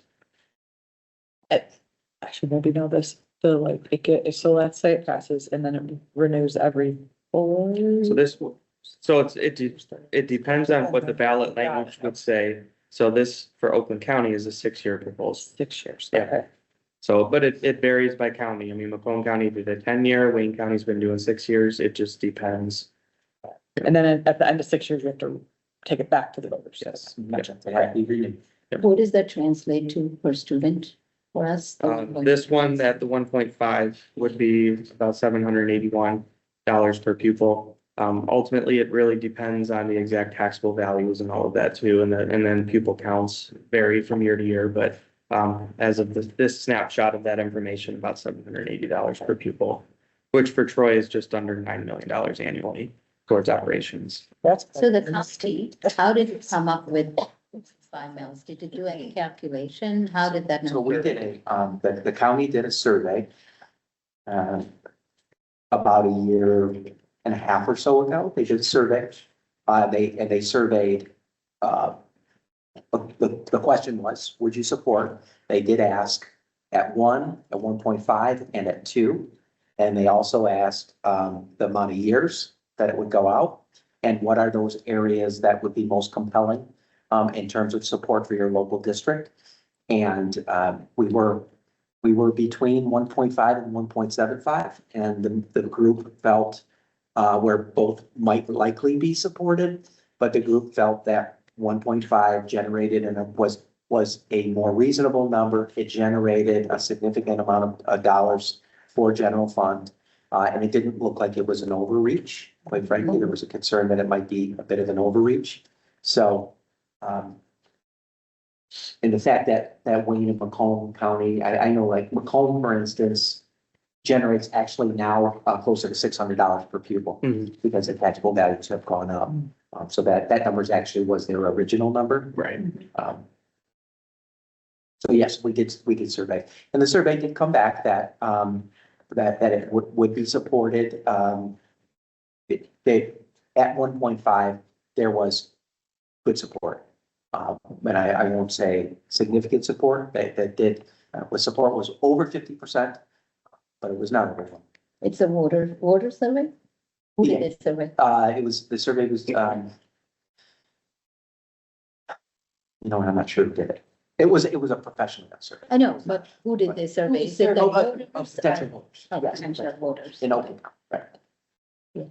On the next slide where you have average house value of 200, are you talking about taxable value or? No, and that's something we obviously want to address here Assessment. too is, so this presentation was essentially the county-wide presentation that was put together with the ISD. We've gone in and tried to tweak it a little bit for Troy, and that's where we're looking to update some of those values to be reflective of what it would be in Troy. So I think we're just over $400,000 value. So that's like the countywide average, 200,000, not taxable value, that's the actual value. And then taxable value is half of that. What's the assessed value then? Yeah, so like for us, 200,000 would be closer to our assessed value for tax purposes. Yeah. So our question would be, should the board approve the resolution and move forward? And we were providing information that is we would be providing, it's very similar to any bond, we would be providing factual information for everyone within the community. We would then want to share information that is more choice specific. So those numbers, we would bump those numbers up. But to Dan's point, the general framework for this information was countywide. What could we use this money for? It's more like general fund or is there other? I think you guys have seen this already. Oh, sorry. Through all the slides. So this, in essence, Unrestricted. yeah. So before I jump to this real quick, one thing I did want to highlight here is nearly half of students in Michigan are in a district that receives enhancement millage funding currently. Wow. So when you look at these districts here, they're in such densely populated areas that it's serving nearly half of the students across the state of Michigan currently. And then as we look at some of these rates too, you'll notice it's not a nice round number. That's because we have to apply the Headley rollback calculation to these every year. So these are essentially capped on the growth. So if taxable value is shooting up at 7 or 8%, then these would be capped at only 5% growth too. So I think that's important to note too, because we live in an era where we're starting to see inflation higher than 5%. So these would be capped as well. So looking at timeline real quick, so as we talked about, each district must formally pass a resolution that would support ballot initiative, and then once the ISD collects all of those adopted resolutions, then they would certify basically that every district has in fact formally adopted a resolution. They would send that to Oakland County Clerk, who then certifies the text of the ballot proposal, working with the ISD. And then it will be put on for August 4th of 2026. It's ultimately important to know because there's been some misinformation, and not amongst any of us, but there's been some misinformation potentially shared that Oakland Schools would benefit from an enhancement millage. Oakland Schools will get $0 from the enhancement millage. They simply serve as a fiduciary. They collect and then they distribute. Yeah. Very similar to our special education millage that is in Oakland County. They are the fiduciary of that. They bring it all in, and then that is shipped out on a per pupil basis across the county. I'll let you finish. I Yeah. have questions, but you It's may an already excellent- yeah. answer it. So this one is the case study. So once we upload this in board docs, there will be a link here for a study from Kent ISD on just their process. So that was in collaboration with MAS AB. So then this is just looking broadly over the 6-year period, how much revenue per pupil would it generate? And then, so that 781 was kind of an average figure of the 6 years, but it would escalate over a 6-year period, just based on taxable value growth. So you can see there then, year one, approximately $125 million that would then be distributed across about 170,000 pupils across the county. So over a 6-year period, you're looking at just under $5,000 per pupil it would generate for districts. And then, as we mentioned, we would look to update some of this taxable value information to be more reflective of this district in particular. So, Rich, do you want to go over these? Yeah, we just identified things that as we would think through general fund, how would these resources benefit us? Maintaining our class size, current class size is certainly where we rely upon 31 AA monies around safety, security, mental wellness. We know that money that's a categorical, that can go away at any point in time. So this would be a resource that would continue to support that, and even potentially should that go away, backfill that. And for us, this would be about $9 million. Just about $9 million. Yeah, Just under- just to put it in there. Yeah, and then stabilizing special education, we all know that, coming back from Lansing, the feds have from DC, I'm sorry, have no interest in fully funding IDEA. And so that shortfall with IDEA, 14%, it is currently being funded at, which is what, 26% less like the promise at 40% and so forth. And we know that the number on an annual basis continues to go up, that we're subsidizing special education from the general fund. So this certainly would help to offset that. Compensation certainly to attract, retain, staff, is really important for us.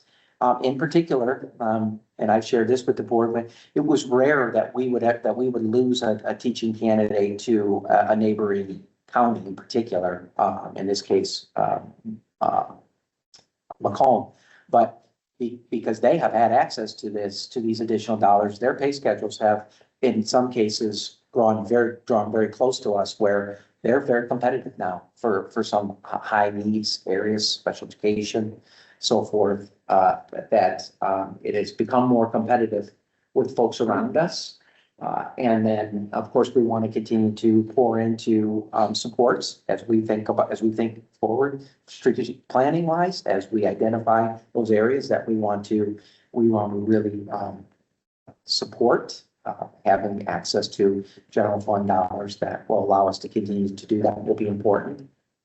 Professional development, and then, we have more and more asked, parents to come out of pocket for things across the district. This might be an option for us to get back, or draw back some of that. I'm thinking pay to participate, for instance, as an example. You know, we continue to raise, we continue to, push that burden on parents as costs rise. This might provide us an opportunity to say, hey, well, maybe we draw some of that back. Potentially, I think about, transportation. You know, we've talked about, school start time and the cost associated with that.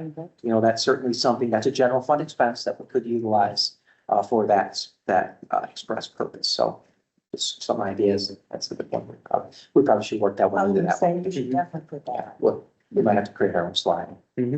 I would, because, yeah, our parents still want later school. You know, this is a So slide that all of our parents see, but both in our fall update and our spring update, we continue to update this, but you know, where that gap between the inflation, the yellow line, and funding, the blue bar, where ESSER's dollars helped to fill that gap for a period of time, those are now gone, and that gap continues to widen.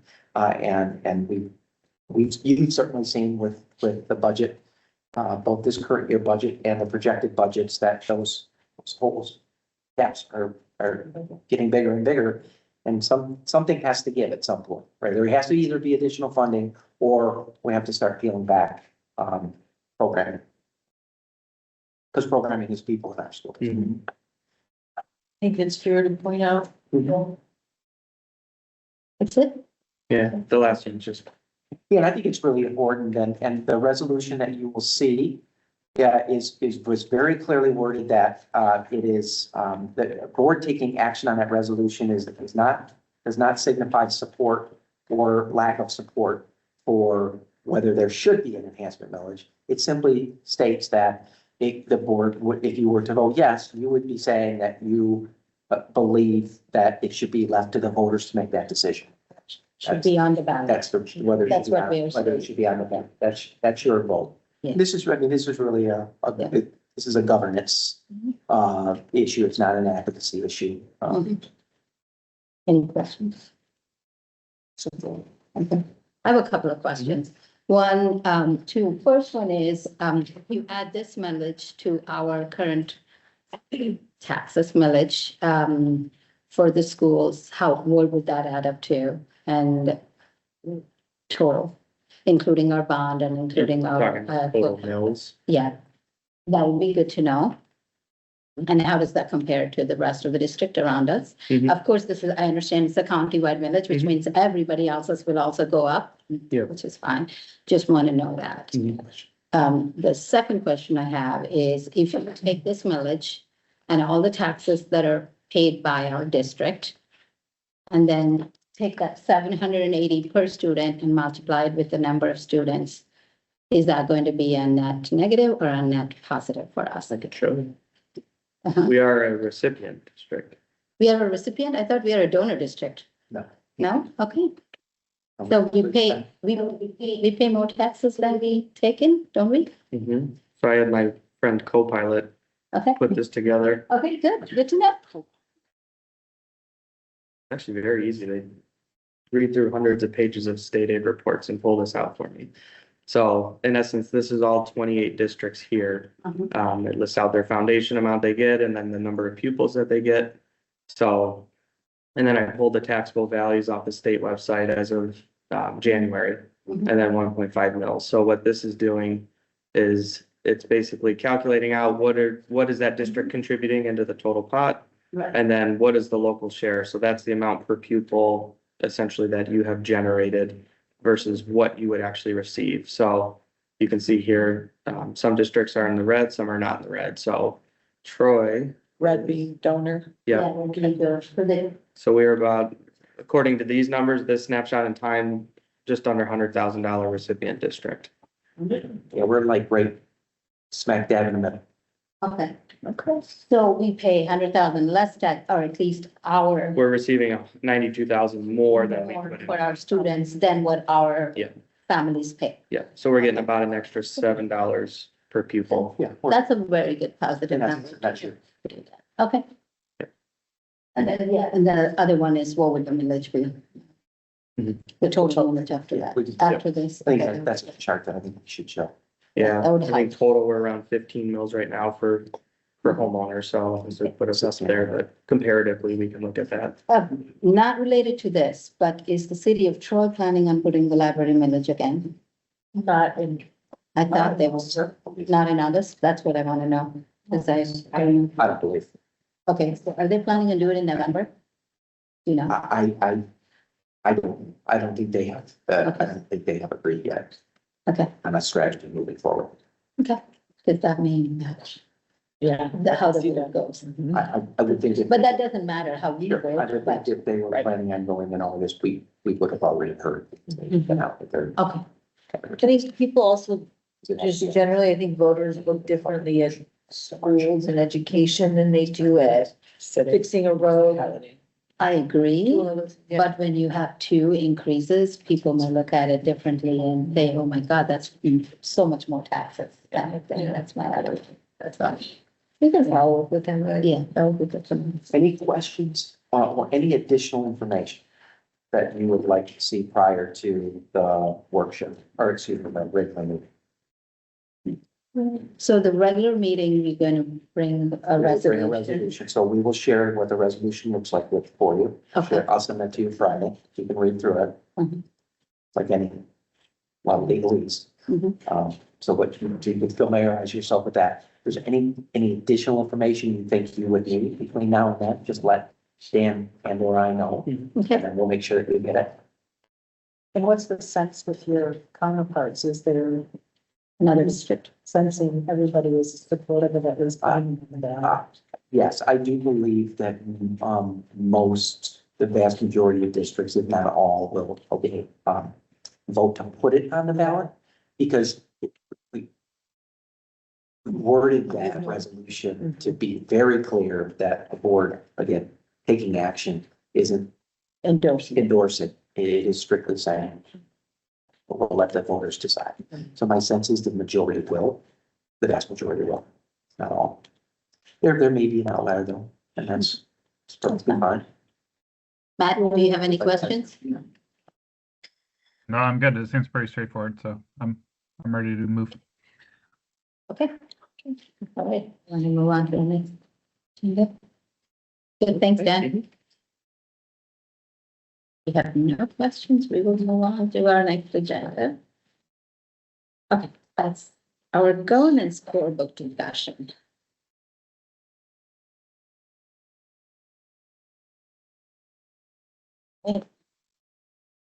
You know, who put together these questions? Is that you, Rich, or your team? Yeah, Judy, Yeah, she printed it out. this one, Mhm. Judy took, all the information and gathered them all. She actually did a summary at the. Yeah, she did. So how do we want to go about doing this? Do we want to go and go over each question and review each of our answers? So.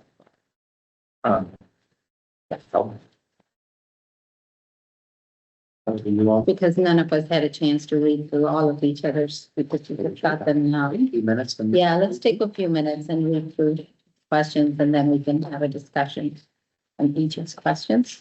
I did read through this, I read through the entire document and then I read through the summary, did a really nice job of summarizing. I agree. I guess so we could read the summary. Yeah, I gave you guys Yeah. a copy of that. Yeah. So the individual, this one is not, it's added on.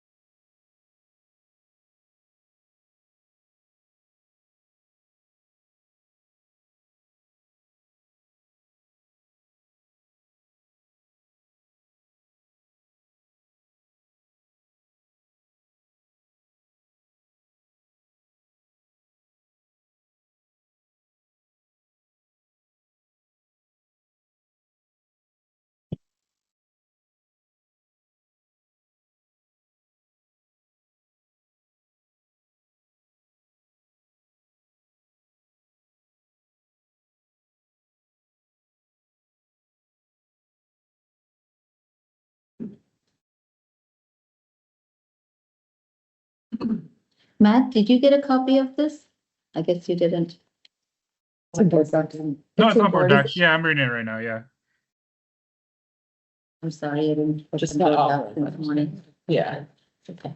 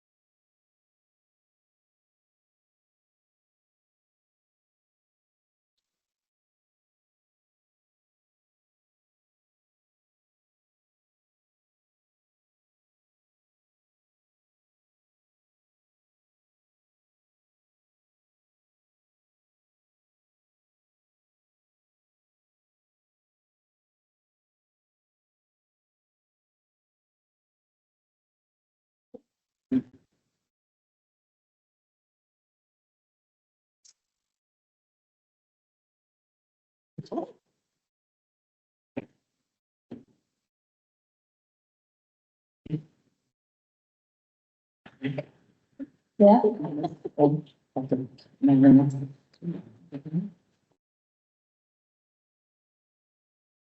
Anybody wants to share? Start off with? You guys, about the first question, whether you agree with the text that resonated the most? Any thought? What about the most? I mean, I thought the structure of the governance pillars and, looking at what's part of the culture, the mindset and the structure. I mean, I think, it's really hard to argue with any of that. It's a wonderful framework. I think. To me, the thing that resonated the most was the fact that, you can be a unified board, but you don't have to be uniform.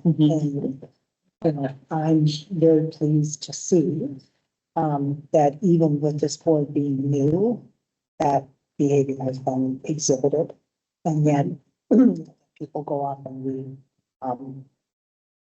have supported decisions even that have happened unanimous, so. Yeah, same for me too. And I think it's most important when you're new on the board. Because sometimes you're afraid, well, you still, even if you vote, if you're the one or, two people. It can kind of be nerve-wracking from the beginning to figure out what does that mean going forward, so. That idea for me too. And then the balcony view, just that, at the end of the day, ours is to look at the big picture and guide into future, I guess. Anyone else want to share? I think the biggest piece that came through for me was the moral imperative. The idea that our work would center around whatever it is we determine is our moral imperative. A unity of purpose driven by a moral imperative is at the heart of board leadership. And traditionally, that's been for us and for all.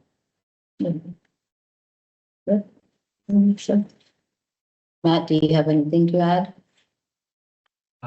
Besides what was already said, I did like the concept of using data to kind of like narrow the focus, but only picking a couple of things to really focus on at a high level to make sure we're improving instead of getting in the weeds across the board and doing, trying to get too much done all at once. That was a nice better too.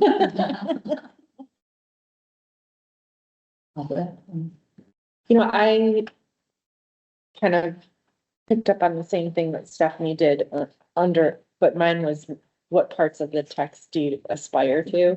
And I talked about that, having that clear moral imperative and designing and being able to articulate your work around that is really important. So there's that connection there. And then I added, like, as we're entering the strategic planning process, that would be, critical to keep in mind. I think what's nice about this was that, we can all bring our different opinions and things, but I feel like we're still focused on the one thing, which is student achievement. And, sorry, I'm hitting a wall a little bit. But yeah, that's kind of, and like having trust between all of us, that we're all striving towards a common goal for our district. Yeah, I agree with all of it. There were so many things, like Nancy said, that I have agreed with, and I'm actually happy to see that I think this board does many of the things that were mentioned in the book, which is good, good. I mean, and we can continue to strive doing some of the things. And I do see also myself personally, the things that maybe that I would aspire to is probably, I guess that's in the next part, but is where to stay at that helicopter level or at that balcony level instead of actually going deeper into it. And that's my personal goal, is to, I think, continue to stay at that balcony level instead of trying to. And I see a problem, like what my thing is always, how do you solve the problem instead? That should not be the question. It's like identify that there may be a problem and discuss it, and maybe possibly let the administration solve it, I guess. And the other thing too, because as I look through this and then when we get into the board self-evaluation, if we as a board want to spend more time on student-focused things, then we do have to realize we don't need to jump into the nitty-gritties of how asbestos is abated or what's underneath the tile, that kind of stuff. But that's just a discipline we need to have, because those bond items Can go fast. should go fast. Or, the other thing I was thinking of is there's a point at which it's fair to say, I'll take that discussion offline. I'll catch Dan afterwards or something, because it is that balance between wanting to make sure, and I think we all are at different levels in terms of level of detail we are not comfortable with, but each board member needs to feel that they have, excuse me, sorry, and like to, that they have what they need to make a good decision, while keeping in mind that, we have a limited amount of time, and much time we spend on one area may be less time we can spend on another. Absolutely. I think we've actually gotten better with that in the last year. The only caution I would make, sometimes in those areas, the questions I ask are not because I don't understand, but because there's been a really big focus on how we spend money and how much money we spend. And so if we're spending money on an Athens parking lot, I actually know that it's not gonna be torn down when we do the renovation, but our public is gonna wanna know, so I think that's I'm just saying from my point, the questions I ask are not because I don't know or understand. Well, So, that's but we have important. gotten much better. That's important to be strategic when we're sitting up there. There. Yeah. Yeah, not here. Maybe not so much here. Okay. All right, except we get criticism that we don't do anything at the board meetings and we just make decisions. We just rubber So stamp. we've gotten a lot better, I think we've gotten a lot better in the last year with that. That kind of came out in the Aspire. Yeah. too. Yeah. All right. Is that there's a general sense that our work should be as transparent as possible, however. we Yeah. do that. It's a ballot Yeah. thing. It is balancing. And it might be issue specific too. I mean, Yeah. you know where the hot spots might be for people in the community, then Mhm. take that time. Yeah. Since we've kind of gone towards the next part, kind of organically, go ahead and, yeah, let us know if there's any things what did you think about? What is it that you want to argue with the text or any ideas that are challenging to you? I picked out the idea of accountability. And that one, I think in education, it can be a little touchy. Particularly because often we have state, I guess, standards and requirements and things put upon us for accountability with very little say into what that looks like or how it functions. And sometimes it's done in like punitive ways. So particularly in education, I think we have to be careful when we talk about internal accountability and what that looks like, because we need to make sure that people understand that accountability is a way to measure where we're at, where we're going, and to make change. What do you mean?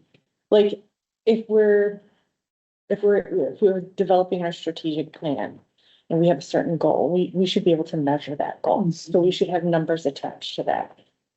Well, when you attach a number, there's a chance that you might not reach that number. And what happens? That's where, that's where people get like, ooh. And some people step back from Yeah. it. Like, Instead of saying like, okay, let's look at, what's happening, what could we do differently, and kind of having the opportunity to analyze and move forward, yeah. You know, it's interesting, a little bit of history here, because when we did the first strategic plan, I don't know, 10, 8 years ago, or something, we all read Bolan's book Coherence, because that is kind of what set up our pillar structure. But in Coherence, he had a pillar for accountability, or he had like a separate thing. And it was interesting because what you said was very true, and that as it started to get discussed within the staff, it was like, we need to put accountability throughout, but a separate thing of accountability.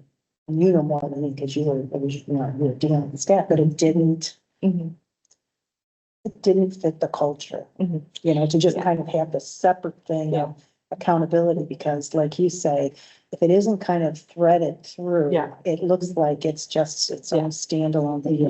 Kind of. And that's the exact quote that I use, that it can't be tacked on at the end or front loaded. It has to be woven throughout. Yep. And I think it's important that we talk about what, like, kind of what you said, what does that mean? What does that mean when we talk about accountability? The one thing I struggled with, and in the summary, it was clearly not me, all to make plans and everything else too. This idea of everything that we should be doing. Child focused, not administrative, but we have to take care of the administrative. 2-day board retreats apparently where we just, I don't know. Writing all those protocols. Hang out, writing all these protocols and writing them all the time and adjusting all the time while we're supposed to be looking at, and like, to me, all of that, it's almost if it's like a paid full-time board position as opposed to, a volunteer. So it's, and sometimes it's the problem when you take the best out of a whole bunch of districts and it's really unrealistic for one for one board in one district to just do all of it all the time. You know, and I thought a lot about that because we have, at least for the time I've been on the board, we haven't written protocols like in a handbook or anything. But there were times when we did discuss protocols because there was an issue. And something wasn't working right. And so there were cases where the board did discuss, for example, I think you were on horses, but we had a situation where, and it's a little bit of maybe maybe a little bit different from Manchester, but where, there was a board member who was really, asking for volumes of information, for that board member's old consumption. And it got to the point where it was really becoming overwhelming to the administration. So we had a discussion that said, we need to make requests for information as a board. And then the board needs to agree, yes, this is information, that we think is valuable and that, that we need. So we had that discussion. Now, we never wrote that down. We behaved that way. And then the problem sort of went away. And people changed on the board. So, as I was thinking about this, there may be some protocols that we see that could help improve our operation, and maybe that's valuable to write those down, for future boards. But my thought was you kind of take them as they come instead of, the idea of kind of sitting down and saying, let's write, a whole set of protocols seems a bit overwhelming. One of my biggest things that challenging idea, it's not from this book, but it's my personal challenge is, we have to do the helicopter view or balcony view or whatever. Balcony helicopter. Helicoptering is more like being a. Okay, it has a connotation of. Sure.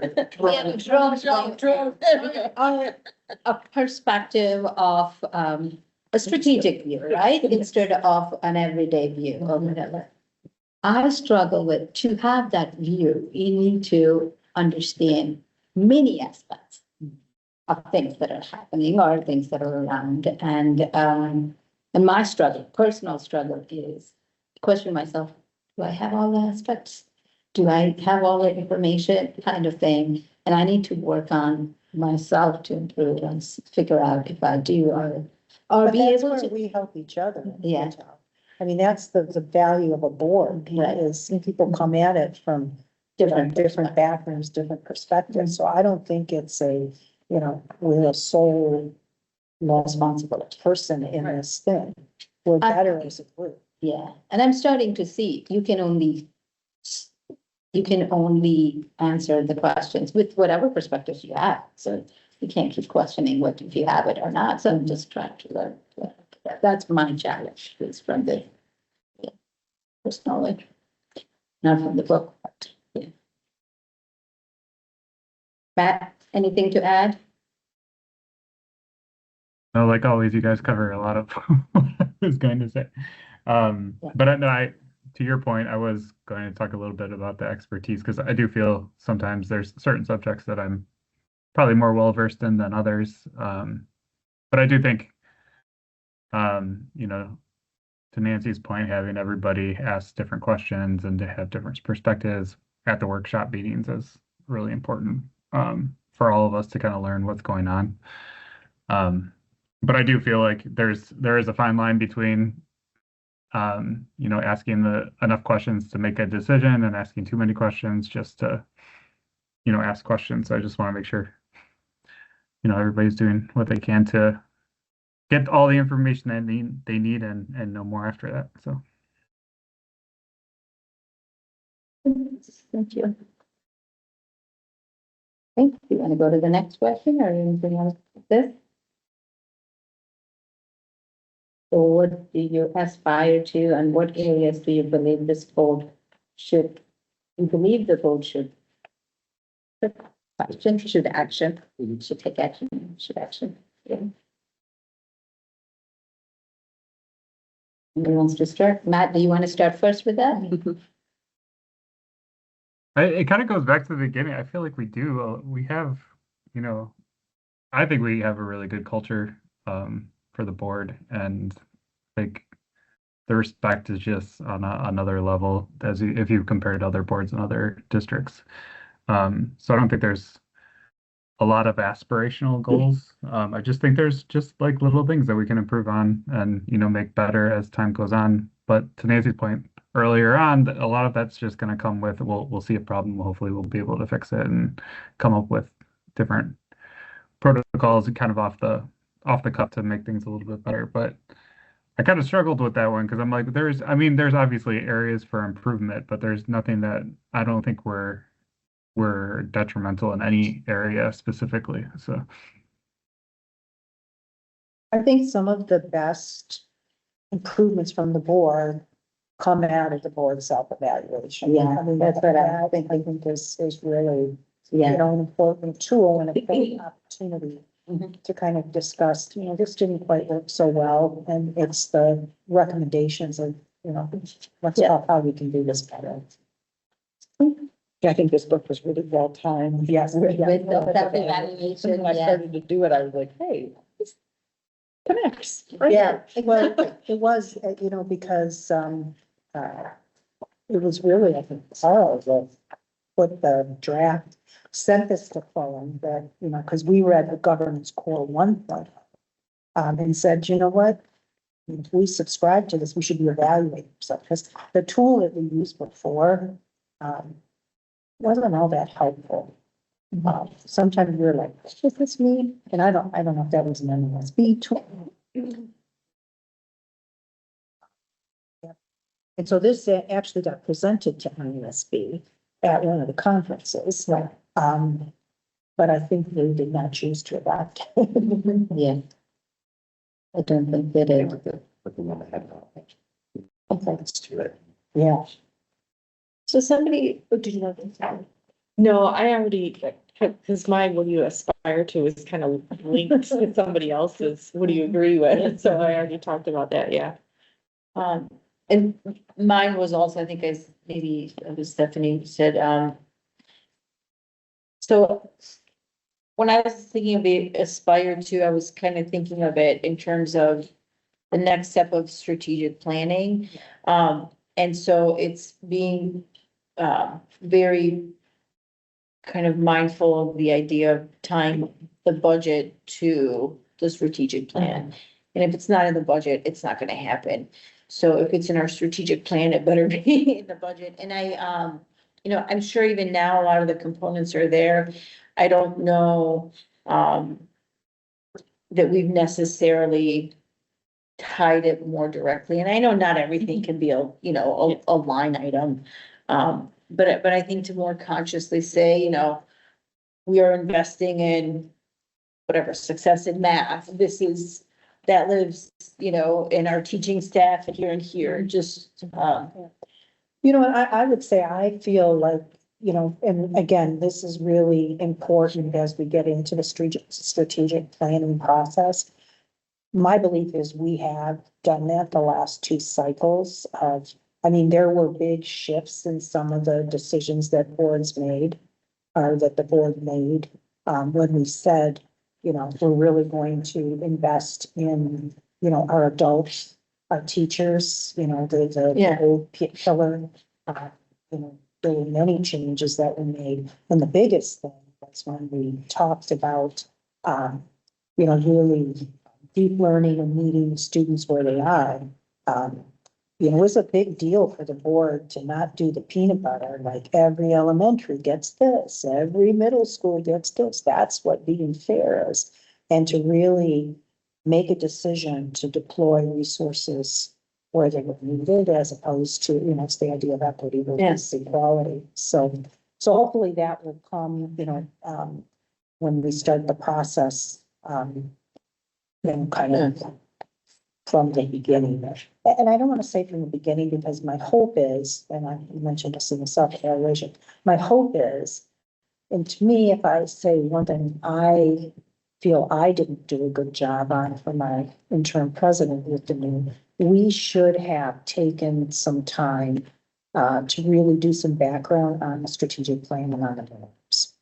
I think that would have been helpful, particularly since, we had, 3 new board members, because it might have connected the dots a little bit more.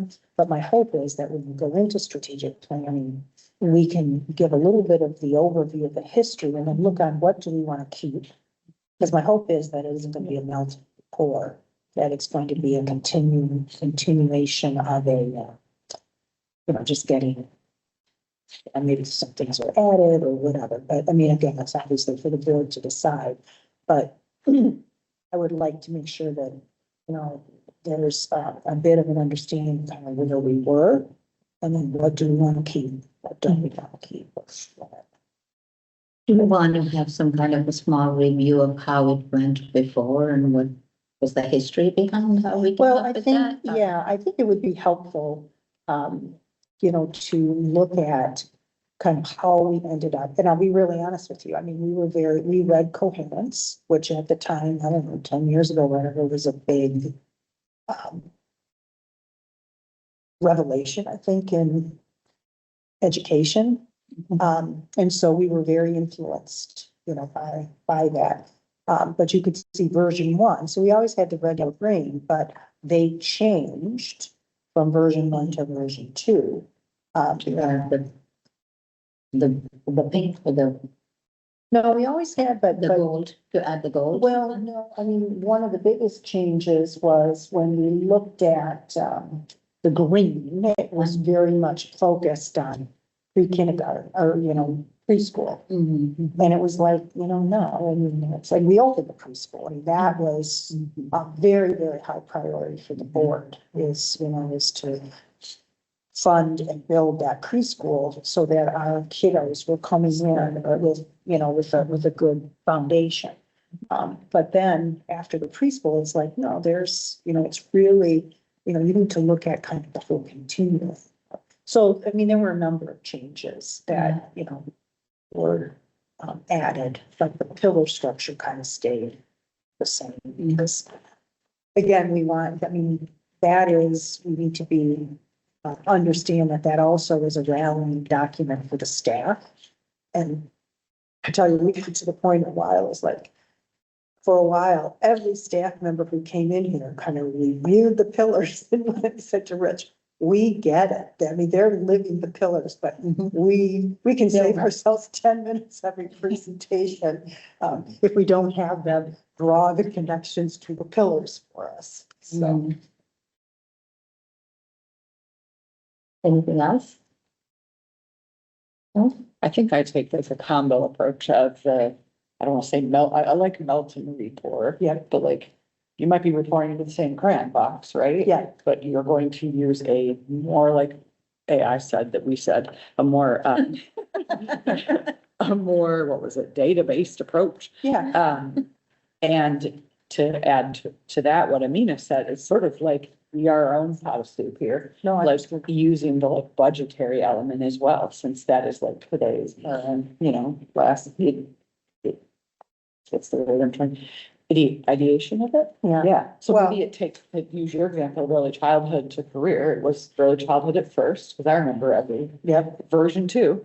It was early childhood, then early childhood to career, and then maybe it expands. Oh, yeah, I absolutely agree. All kind of things that we haven't even thought about yet, that we can connect to the data we have and use or should have. Correct. I mean, we should be always doing an environmental scan. Yes. Things are dramatically changed in the environment now from where they were 5 years ago. Yeah.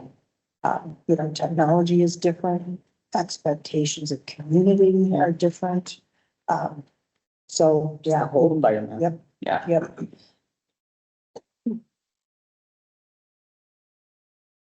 Anything else we want to discuss before we close the book review topic or any final topics? One thing I wrote down for my aspire is there's one thing that talked about discussion and conversation meetings, something about being able to, like the meeting should not feel like a meeting, more like a conversation or a discussion kind of thing. It's kind of hard in this setting to do that, but aspiring to that and trying to do that, make it feel like we're trying to solve a problem together instead of trying to follow the norms or kind of thing. It's something that I thought was good. Okay. So, anything else? We're good. Good? Good. All right. I guess we can close the copy. We can all see these. Okay. Our final agenda.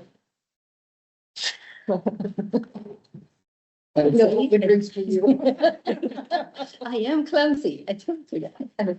Is board self-evaluation. I'm hoping everybody had a chance to complete some of the self-evaluation. It's just gonna snap. So you guys have your own copy, so okay. All right. One thing that we could do for each section is maybe go around and how do we want to do this? Carl used to note down everything we've discussed, or do we want to use the recording and get an AI summary of it and write it down?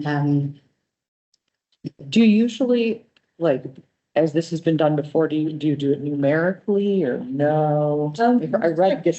Just like, Yeah, we don't- so like, Like an overall standards base, you know? In general, what we have done is section wise. Okay. So for section of coherence, we would go over around and say, hey, how did you rate on average? Is there any one item in these 12 items or 14 items that's kind of ranked lower for you? If so, maybe could you explain? And then what we wanted to focus more on is the bottom part, which is the one or two ideas of improving. And then try and collate all of those together and try and see how we can make them actionable for our future. I guess that's.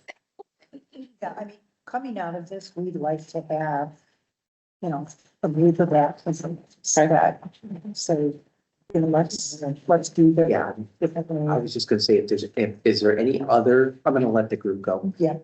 Is there any other that Yeah, anyone would like to share that the group needs to hear? any other topics that we need to share with the administration? No. No, Matt, do you have any others? Nope, I'm good. They can take Okay. off. Have a good evening, guys. Enjoy your night.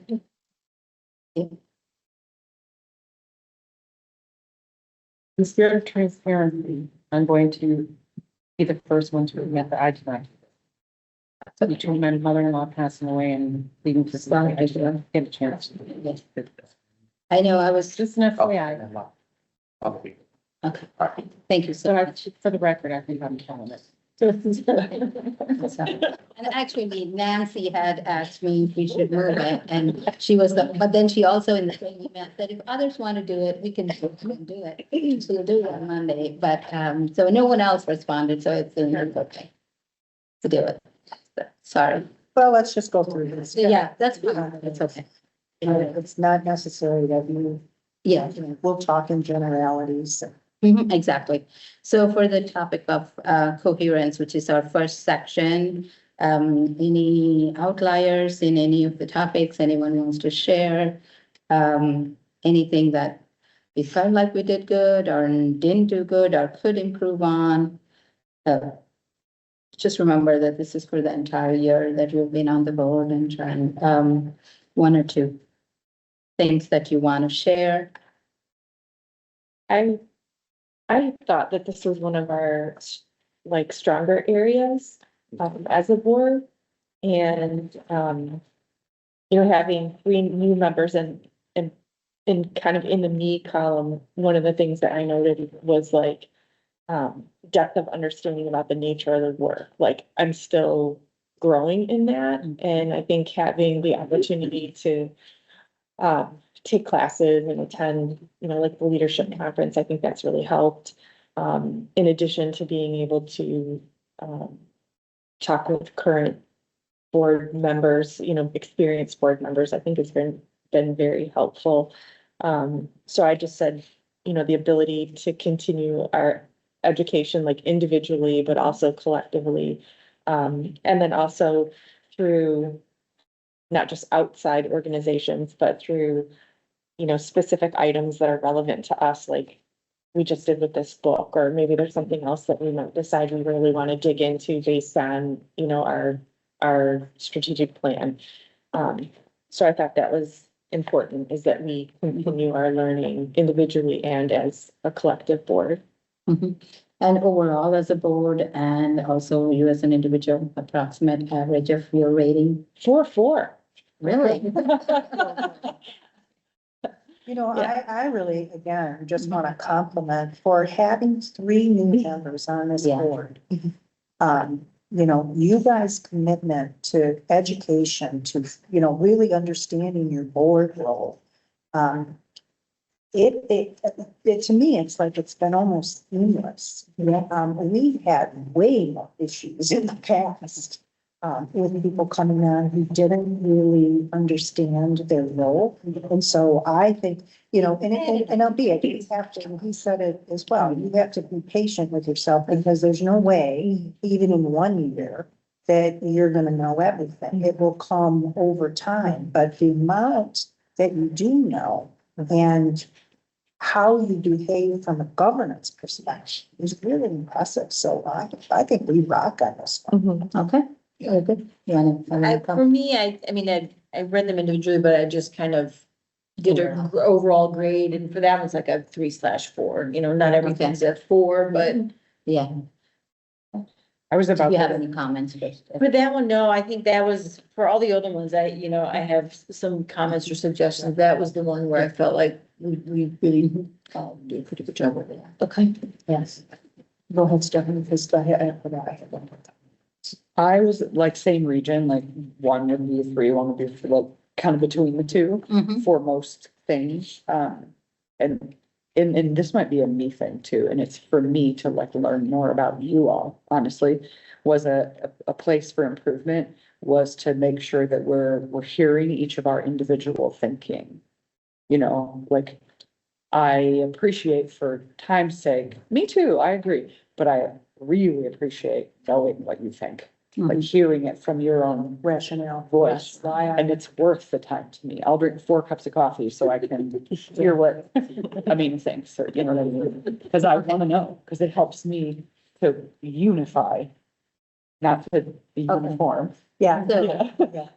I want to ask a follow-up question for the entire board. I mean, there are a couple of you, as I was collecting agenda items for future and all, you will notice, each agenda topic usually takes minimum half an hour.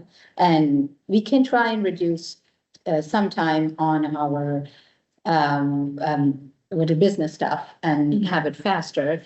So time is of essence for all of us, right? None of us have more than, 3 hours in 2 weeks. And so for that purpose, for us to cover all the areas that we want to cover, would it be useful to categorize the topics as informational versus non, as in discussional, and then have separate meetings for the informational one outside the board meeting, where you would just learn the status of what's going on in the district, kind of thing? Would that help us as a board? Yes, but this is just like spitball right Because now. that'll give you more time for discussion topics too, I think, right? Yeah, and there's that transparency to the public. That is true, Yeah. that is true. I'm just telling. That's what, But yeah. I like the idea Mhm. of, if there is, because I think Audra has done this, it's like, I want to dig deeper Mhm. into, the. So share that.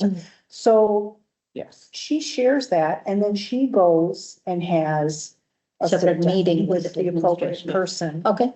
I like that model Mhm. because again, it allows each board member to kind of satisfy the need that they have for the level of detail.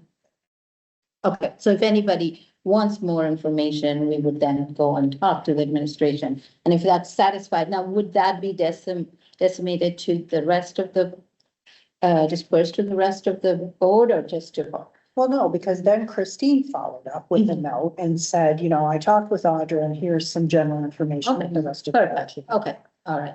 So I think that's one of those things that goes to some of the feedback that we gave after MASB. What we also used to do when Matt and I first got on the board, if somebody asked a question or had a discussion, the reply then went back to all, so if it was, Mhm. now, maybe that doesn't have to be for every single question, but maybe there's, yeah, so, but I think that's a good way instead of, Okay, and Nancy, how did you do with this? You gave 4, you said?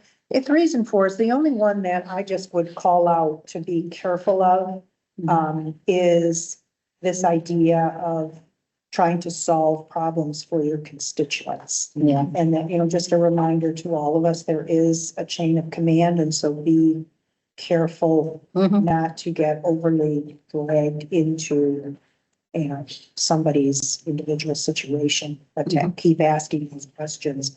Have you talked to the teacher? Have you talked to the principal? Mhm. Chain of command. Yep. Okay, very good. So, Matt?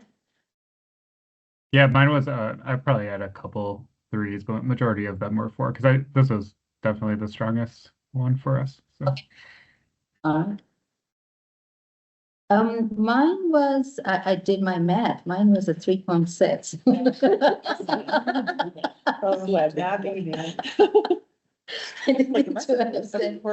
All right, so, and my comments were, while each of us have our own individual priorities and beliefs, over the past year, I've seen this board be very coherent and understand that collectively we work together and overall stay at the policy level overall. There have been times when we swayed, that was me a little bit.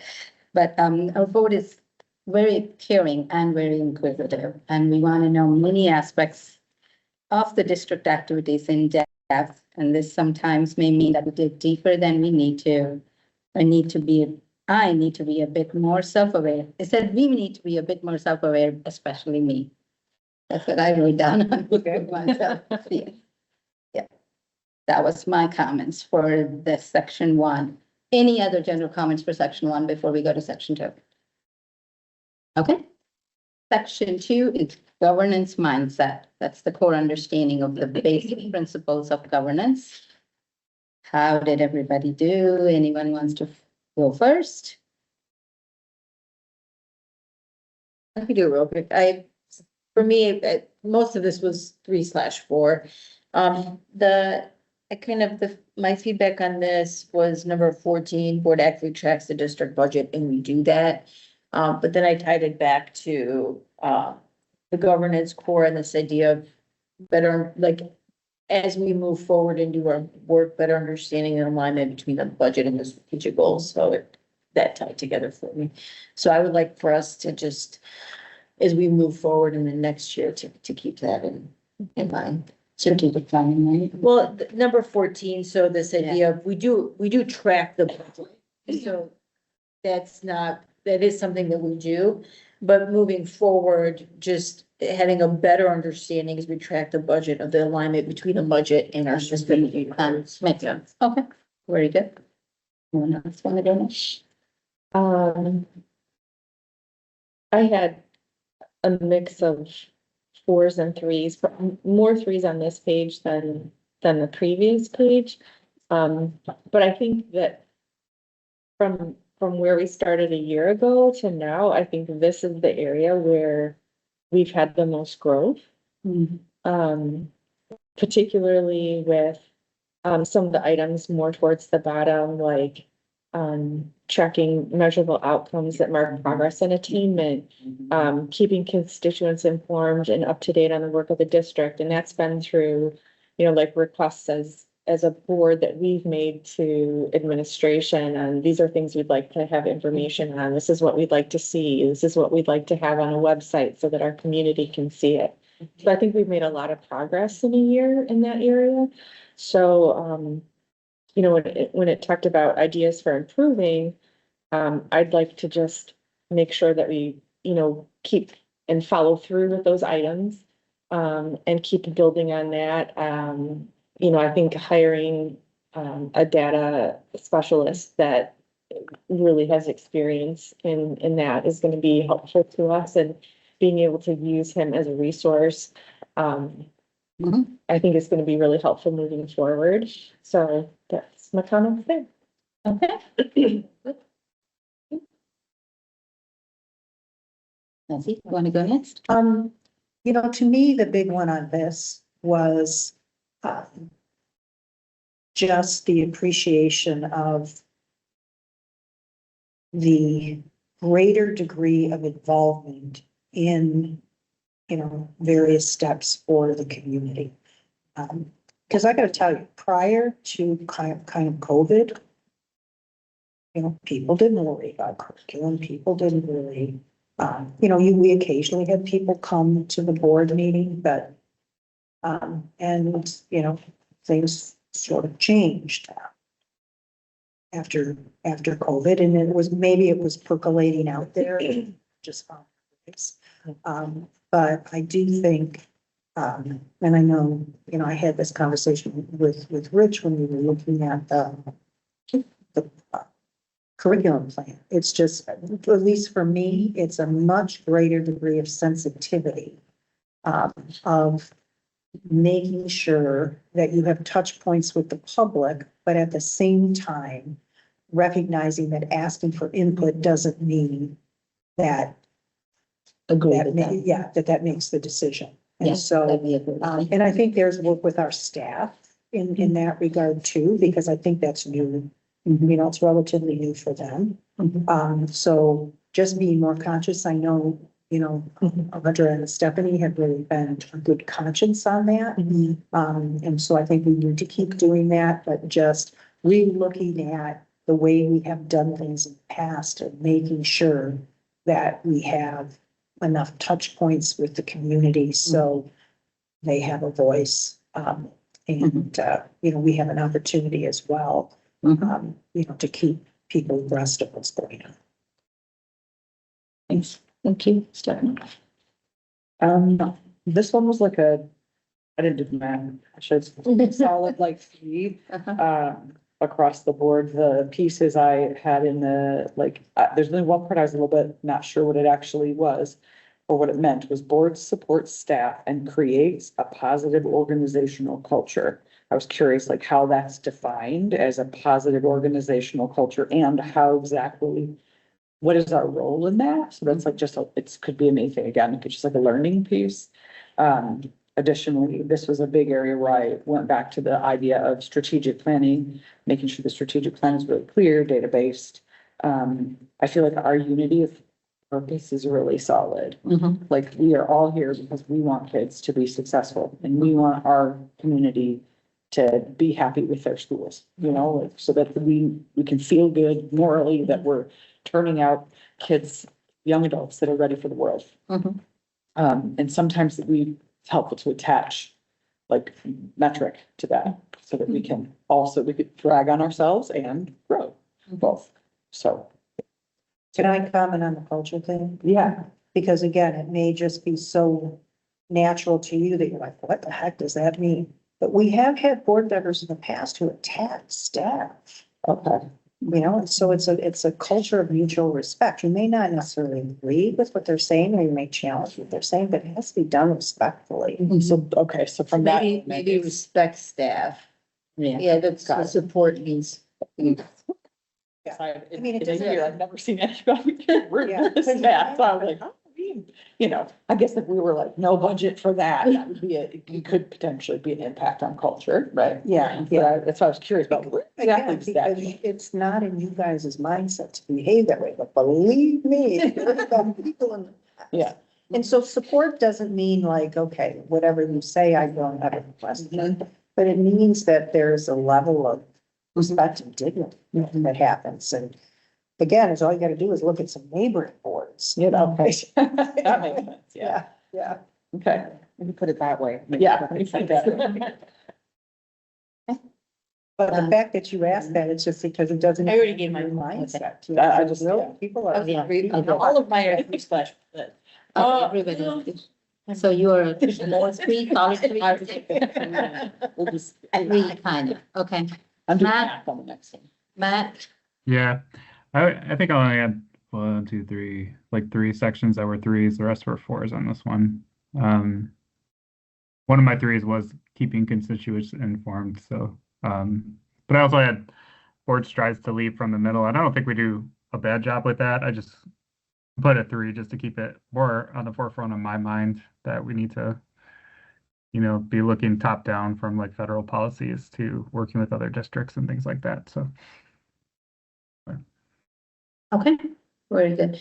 I had more closer to 4 than the other one. And there's a few things that I think personally we have worked on this year that I would gave me that, especially listening to the community and actually informing them. I know after our whole middle school math thing, there was a lot of introspection we have done, what we could have done better, what we could have done to inform our community, how we could have worked with them better. And I know with our attendance area, and I know the district has done an amazing job with that and adding whenever there's families and parents that wanted more time to listen or and Rich has added more of those sessions and we've gone and listened to them and their feedback was truly incorporated.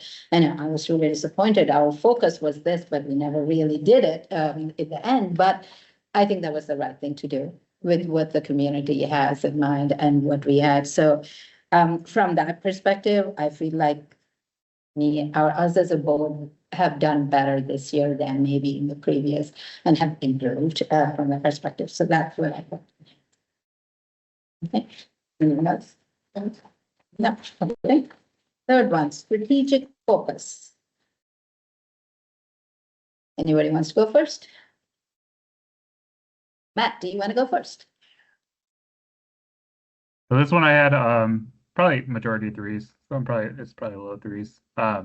And not that we don't do a great job with strategic focus, but we're obviously going through strategic planning soon. And so I think just having a refreshed look at that will be very nice and being able to get other board members' opinions, because obviously most of the board members did not work on that from the beginning. So it'll be nice to go through that.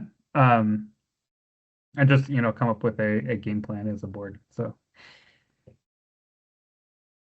Yeah. Okay. Stephanie, you want to go next? Or? Yes, this one was a solid 3 for me, 2 also. There's and- 2 also? No, Oh, 3 3 also. also. Yes, Okay. that's why I switched the word. It just sounds weird, especially when AI grabs it later. Yeah. Again, I agree about, since so many of us, certainly myself, were not around at this space during the last strategic planning cycle, that I think it'll be really eye-opening for me, for sure, and for all of us, as we reapproach strategic planning. So one thing I thought I think, and maybe I'm crazy, and Rich can give us his opinion here, is that I think we all are working hard to remain focused on the what of governance during the vote versus the how of the management.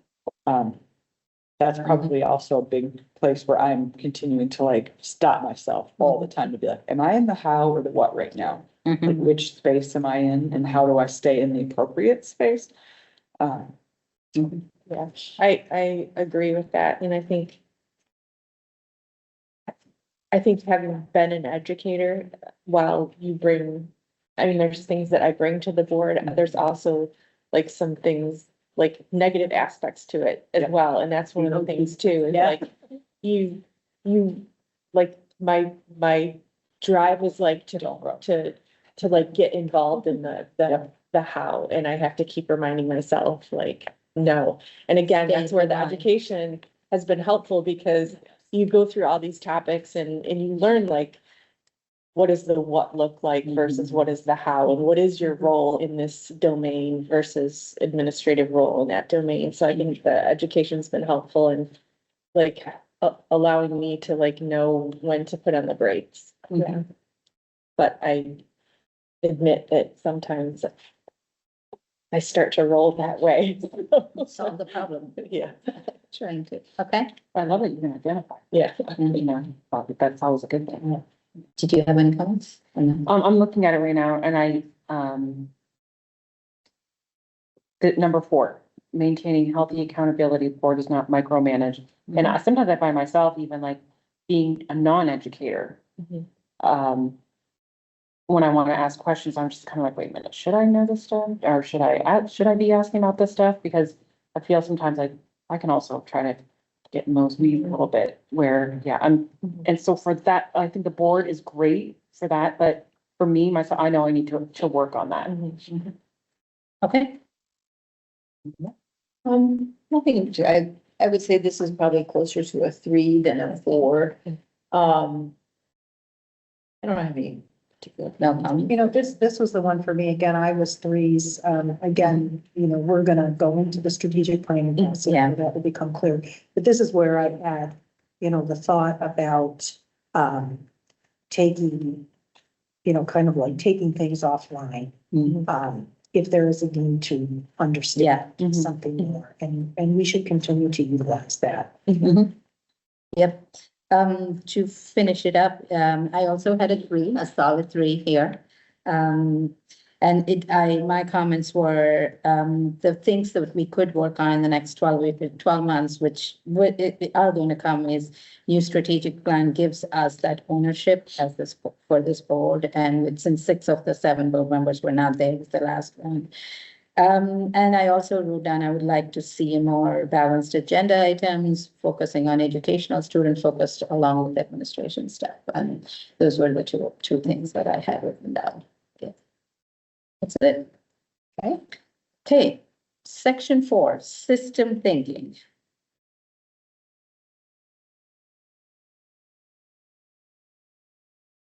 Anyone else? You want to go to the next one? This was a 2/3 for me. Particularly looking at number 3 and 4 and, I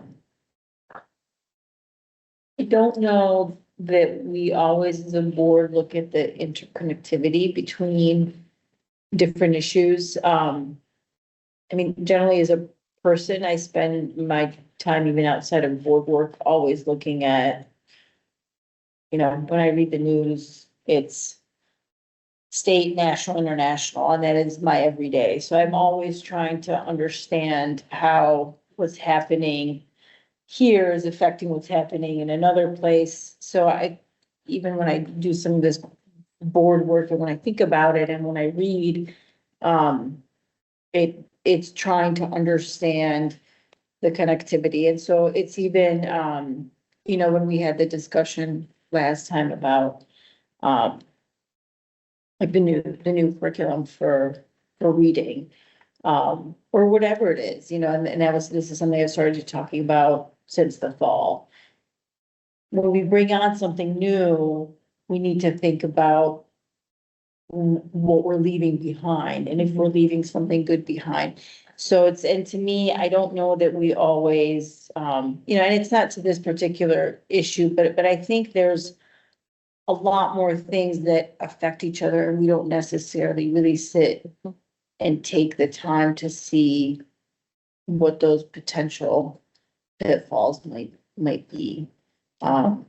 So even,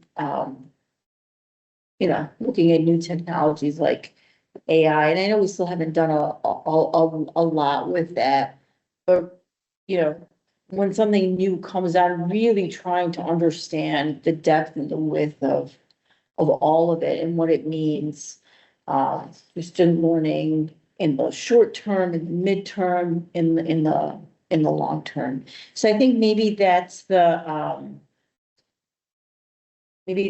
one lens, maybe that's the lens, like, what does this do to the targeted student learning in the short, mid, long term? And what effects might it have somewhere else? And for me personally, I feel like, we are missing a lot of that, and I think especially when we're trying to set a strategic plan and thinking 5 years out. It's thinking of, it's really trying to figure out how deep and how wide we can see some of these things that we're implementing. And these comments you're saying are more at the board level or at the individual? Well, I think it's at the board level too. I mean, Okay. we're the ones, we are the ones who are gonna, especially because we're not gonna have the opportunity to go through the strategic planning. You know, if we care about reading and we do, what does that mean? Where does reading live K through 12? It doesn't just live in reading, in your reading class or your ELA class. Where does reading live? Right? Might there be reasons that our kids are not reading at the levels that they are? What does that mean in all of our curriculum adoption that we're doing? So it's really trying to, as we're making changes in one area, really doing the deep work and saying, okay, what are we losing? What are we missing? What impact might this have, long term? Because we might be fixing one problem, but unintentionally creating another one that might even have an impact on that one issue that we're trying to. So I don't know that, you know, and I understand, but I'm very much in the way that I function, I'm very much constantly big picture, the specifics, it's not. So to me, this is like the biggest deficit, is trying to understand the world that we live in, what it looks like now, what it's likely to look like 5 years from now, and how the decisions we're making are going to be able to function within that. Within that world. And I know it's not easy, but I think we start with, as we go through this year, strategic planning, and maybe try to even figure out when we're going through like the reading curriculum, what are all the pieces? Once we make these changes, what can we as a group try to say, okay, what could be the impacts and where could they live? And how can we mitigate for them ahead of time, and then get in the practice of trying to look really deep and wide as we're making big changes within So I'm curious because, I also rated this, the whole idea of systemness. Actually, it was very interesting because this district used to be a district of schools and then it became an integrated district, so it's sort of been a progression. But I think there's still room, for us to kind of take this systemness to the next level. But I'm curious if you think there's, maybe there's a couple questions that we just always need to plant in our mind. To me, this one about, being very, very practical about, oftentimes we talk about benefits, but, are there consequences? So there might be kind of just a couple of questions that we need to plant in our minds to ask that at least give us a more holistic opportunity for conversation. Because it's hard to say, yeah, we should be more of a systems thinker. I mean, that's an aspect. Yeah. But it's sort of like, how do we put that in practice? And one of the areas that I really thought through was, we don't talk a lot, we talk about benefits of things, but do we play devil's advocate to talk about consequences? So at least we go into it. I like that idea. Yeah, with the. Since you started that, what you rated at 3, you said? I was kind of 3 minus. Okay, 3 minus. I'm again looking. It's the 2 second read. Yeah, Looking at it historically, because from where I started, where, every school kind of just did its own thing. And I still remember, I don't know who that group that came in and the woman giving us the report and she said, there's a lot of good things working in this district, but you are not a school district. You are a district of schools. And just think how powerful it could be if you were able to integrate across the district and share best practices while still giving individual buildings the kind of things they need to customize for their demographics and students and so on. And so, you know, there was a lot of good work that was done. So I think we're now positioned to take it to the next level. But I'm still kind of scratching my head of, I'm not entirely sure what that looks like for us. So the consequence thing is, you know, something that I thought of that maybe we should just kind of put in our mindset. Okay, consequences.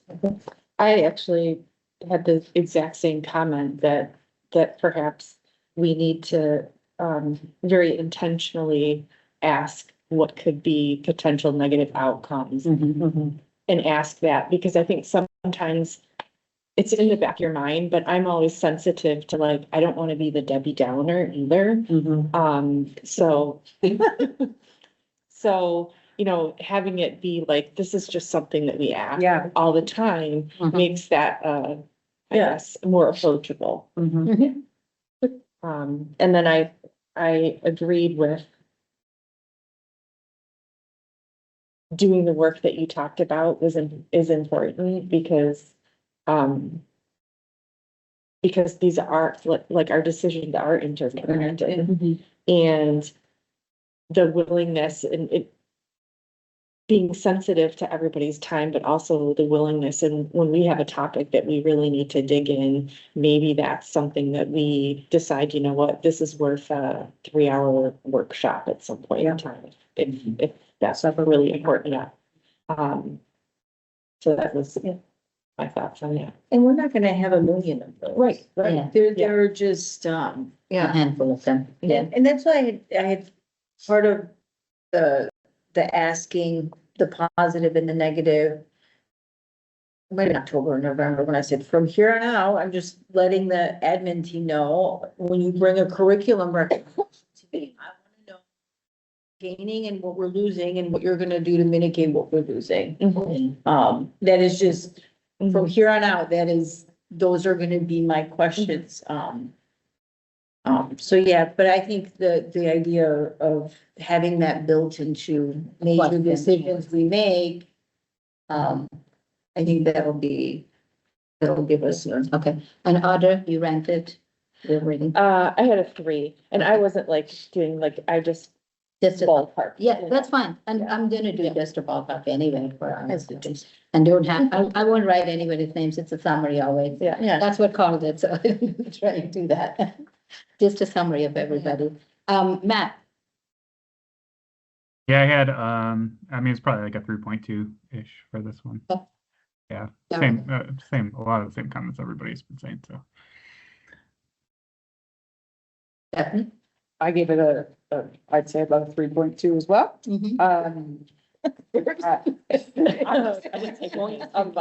About, so I can't do the math that fast in my head. So, and it's interesting because kind of to back up on the two of you, Audrey and Nina, the idea that like in indicator 3, the board takes the time and effort to step back from solving immediate problems, et cetera. My comment was we could, given some time, like we could sit and like think tank.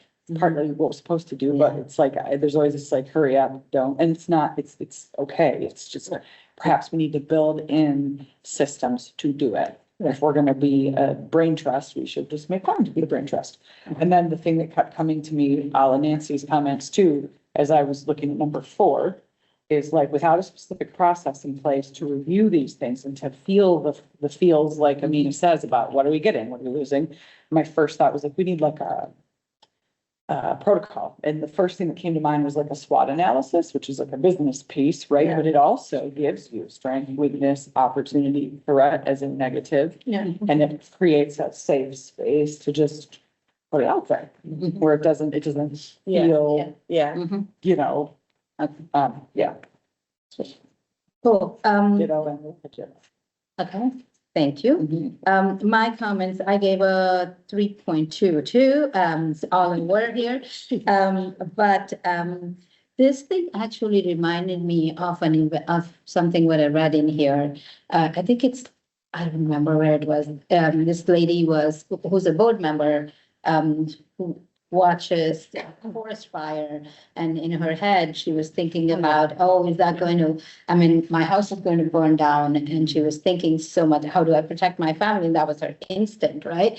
And then she turned on the TV, and on the TV, they were talking about strategic plan of how to Fight the fight. fight the fire, right? And her mind, and that paragraph talked about, that reminded her about how potentially not to think about as a board member and how to be in there.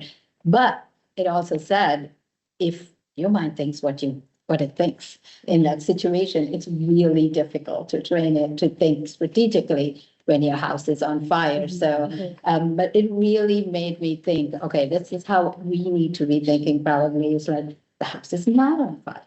Everything is not falling apart. Let's try and take a step back and think about it. So it actually gave me a mental picture of, this is what I need to do in any one of these. And I agree with you too, is having some built-in questions, like for everything, what is potentially unintended consequence of each one of these, and that would help us understand that too. That's it.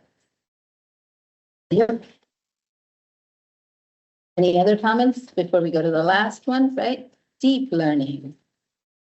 Matt, do you want to go first for this one? Sure. Oh, there's one more. Sorry. Yeah. Yeah, so What's the matter? this one is mostly fours, because I think we do have a group that I think just loves educating themselves on different topics. And I think as a board, we do a lot of really good things like the MASB learning, that I don't think many boards do. And so it's kind of a kudos to us there. And we're all just really focused on learning of the kiddos as well. So I think a lot of this is for, obviously you can always improve and learn more, but I think we do a really good job in this area, actually. Thank you, Matt. Let's go next. So leave it open. I mean, fours. Just fours? Yep. Okay. I said four. Audrey, you want to go next then? I had a mix, 3s and 4s. In this one, I thought we could plan opportunities for board members to get more input from teachers and kids.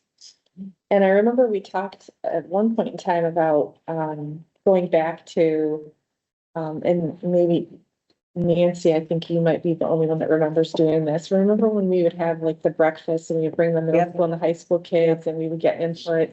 I thought, like sitting there as an administrator, I thought that was very valuable. Yeah. The board? Yeah. And, and I don't know if the logistics gets a little Stopped at COVID. I remember. We did have lunch with, Athens. with Athens. Okay. So Yeah. I think Okay. The visit was. and I think there's a visit plan for Okay. July, so I think that's Okay. something that's already kind Yeah. of in the works. Um, Or in progress, I guess, yeah. But So I I- do think that Yeah. was with the board with all the high schools, yeah. was valuable. Yeah. And then some way to, I guess, to have more interaction and opportunities to talk with teachers about their work and what they're doing. Because I know, like, when we visit schools, like, you're observing the teacher in the classroom, so you're watching what happens. You really don't have an opportunity to talk to the teacher like about what they're doing. And I don't know what, again, like, I don't know what that might look like. But I think that would be something that I'd be interested in participating in. that. I think it's a good one for you guys to think about. Yeah, that was my ideas for that section. I mean, 3/4 and nothing additional. nothing additional. No, All right. Nancy? You know, the one that kind of starts, so I was 3/4, again, I had comments of, again, spending more time in schools, interacting.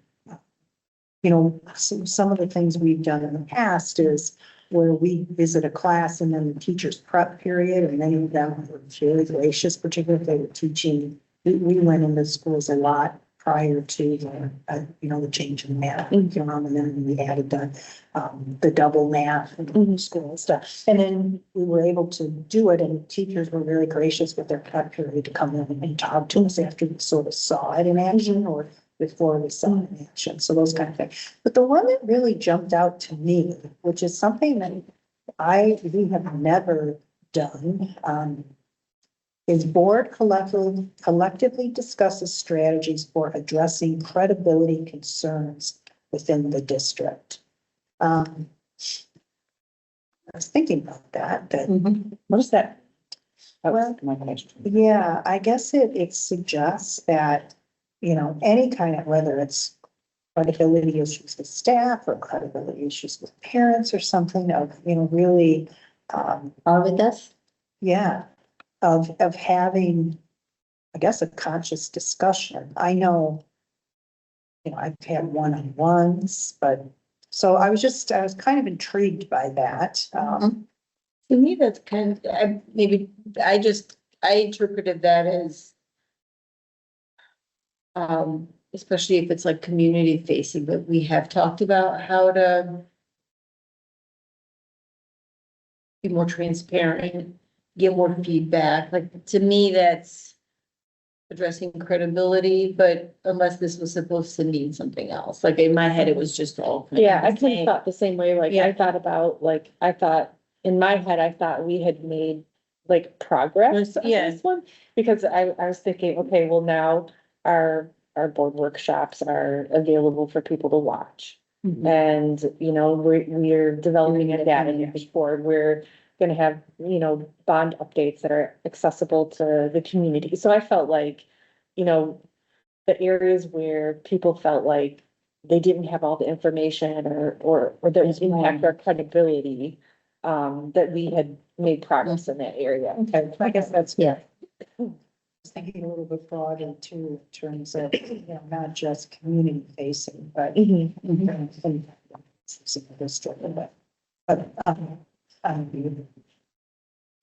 I'm not sure that I can think of any examples. Okay. Anything else? Nope. Definitely. I gave it a 3.5, and I was gonna ask, what does addressing credibility concerns mean? And you kind of said it, and I am now pondering what you just said about some of the things. I feel like there's probably a little bit of both, right? So, and my comments were, let's discuss credibility concerns. Because I didn't understand what it meant at all. Otherwise, yeah. From my side, I actually started off giving a 4, and somewhere in the middle, I started giving 3. It kept going to 3. Started doubting yourself. So, but one thing, I am with Audra on this. I feel like we have done a better job this year. We've been consistently doing community conversations. We've been providing information out, and overall, I think we've done better than we've done better before. Whether that's enough or not, only the community can tell. But there's one area I was thinking out loud a little bit here. One here that talks about is the board has confidence in the quality and the validity of information provided by the administration. And I was thinking about this, and no questions about the confidence, but this is always made me think, do we survey our staff and teachers about the concerns in the district? Or did we as a board ever meet staff and just say, hey, how are things going, kind of thing? And that's part I don't know if we did, like we do the community conversations. And so it made me think, should we be doing that? So now we gotta be careful. I know, I know, I understand, we gotta be careful, but that's why I asked the question, should we be doing that, or does that give us any additional information, or is that not? I mean, because they are also part of our community, right? So, that's all I got. Okay. Last one, managing manner. I can go first. I give solid fours for this. Me too. I think this board has been amazing in how they reserve judgment on each other, how they focus clearly on the content and are very respectful in the style or in how they behave with each other. So I have no comments of improvement in this personally. My highest is always 3/4.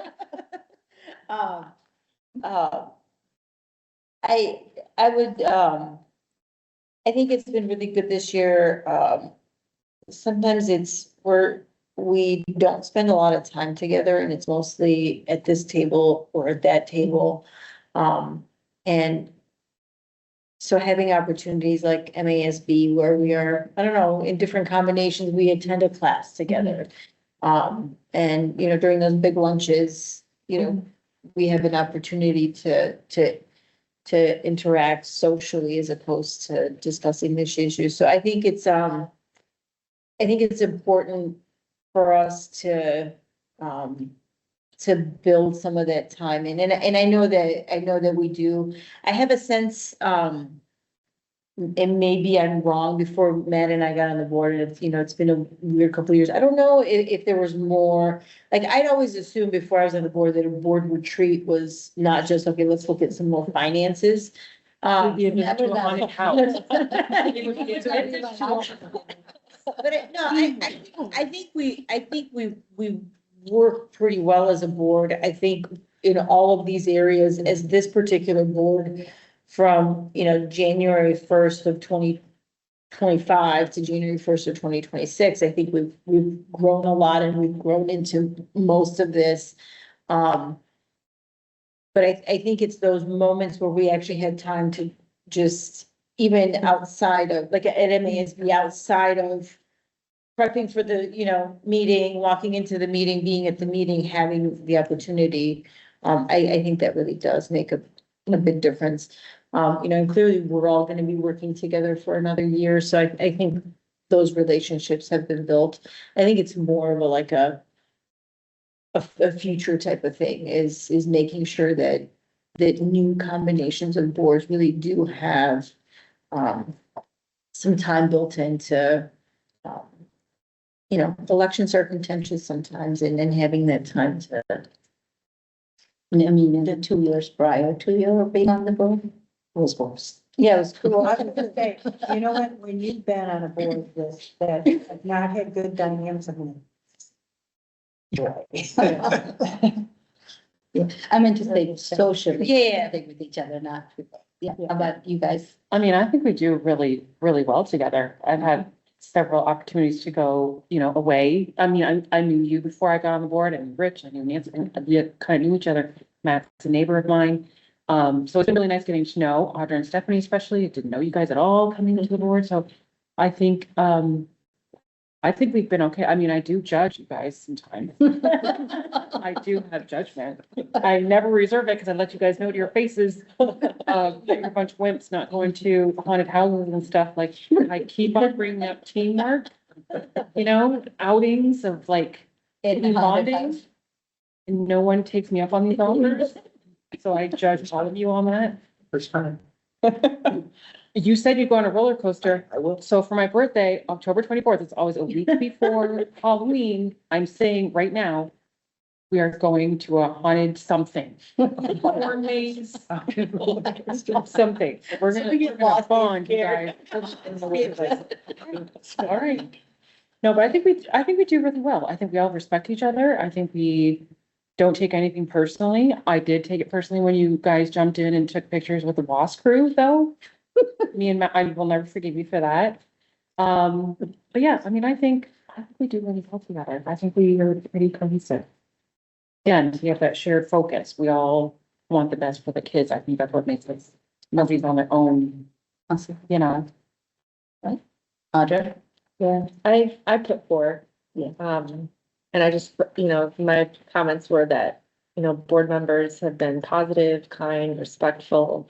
And as a new board member, I feel like my thoughts are valued and that I've been supported with, whatever questions I have. So, I think that this is one of our top areas. Top categories. Yeah. 22. I said the same thing, but this area is definitely our top. And my only suggestion would be to continue team building and skill building as a team of 8. So that, it could be my own leadership thing, but like relationships underlie everything and the better our relationships are, the more we can weather when we don't agree and move forward efficiently. Wonderful. Nancy? Ditto. Yeah, I think that's right. Fine. Okay, Matt? 4s as well, but I do not agree with the haunted house, so that might be an issue. You're going, I don't care. How about the roller? Where are you with that? Oh, I think the hardest weekend. house is Oh, radius. Clearly not a haunted house. That's what we're doing.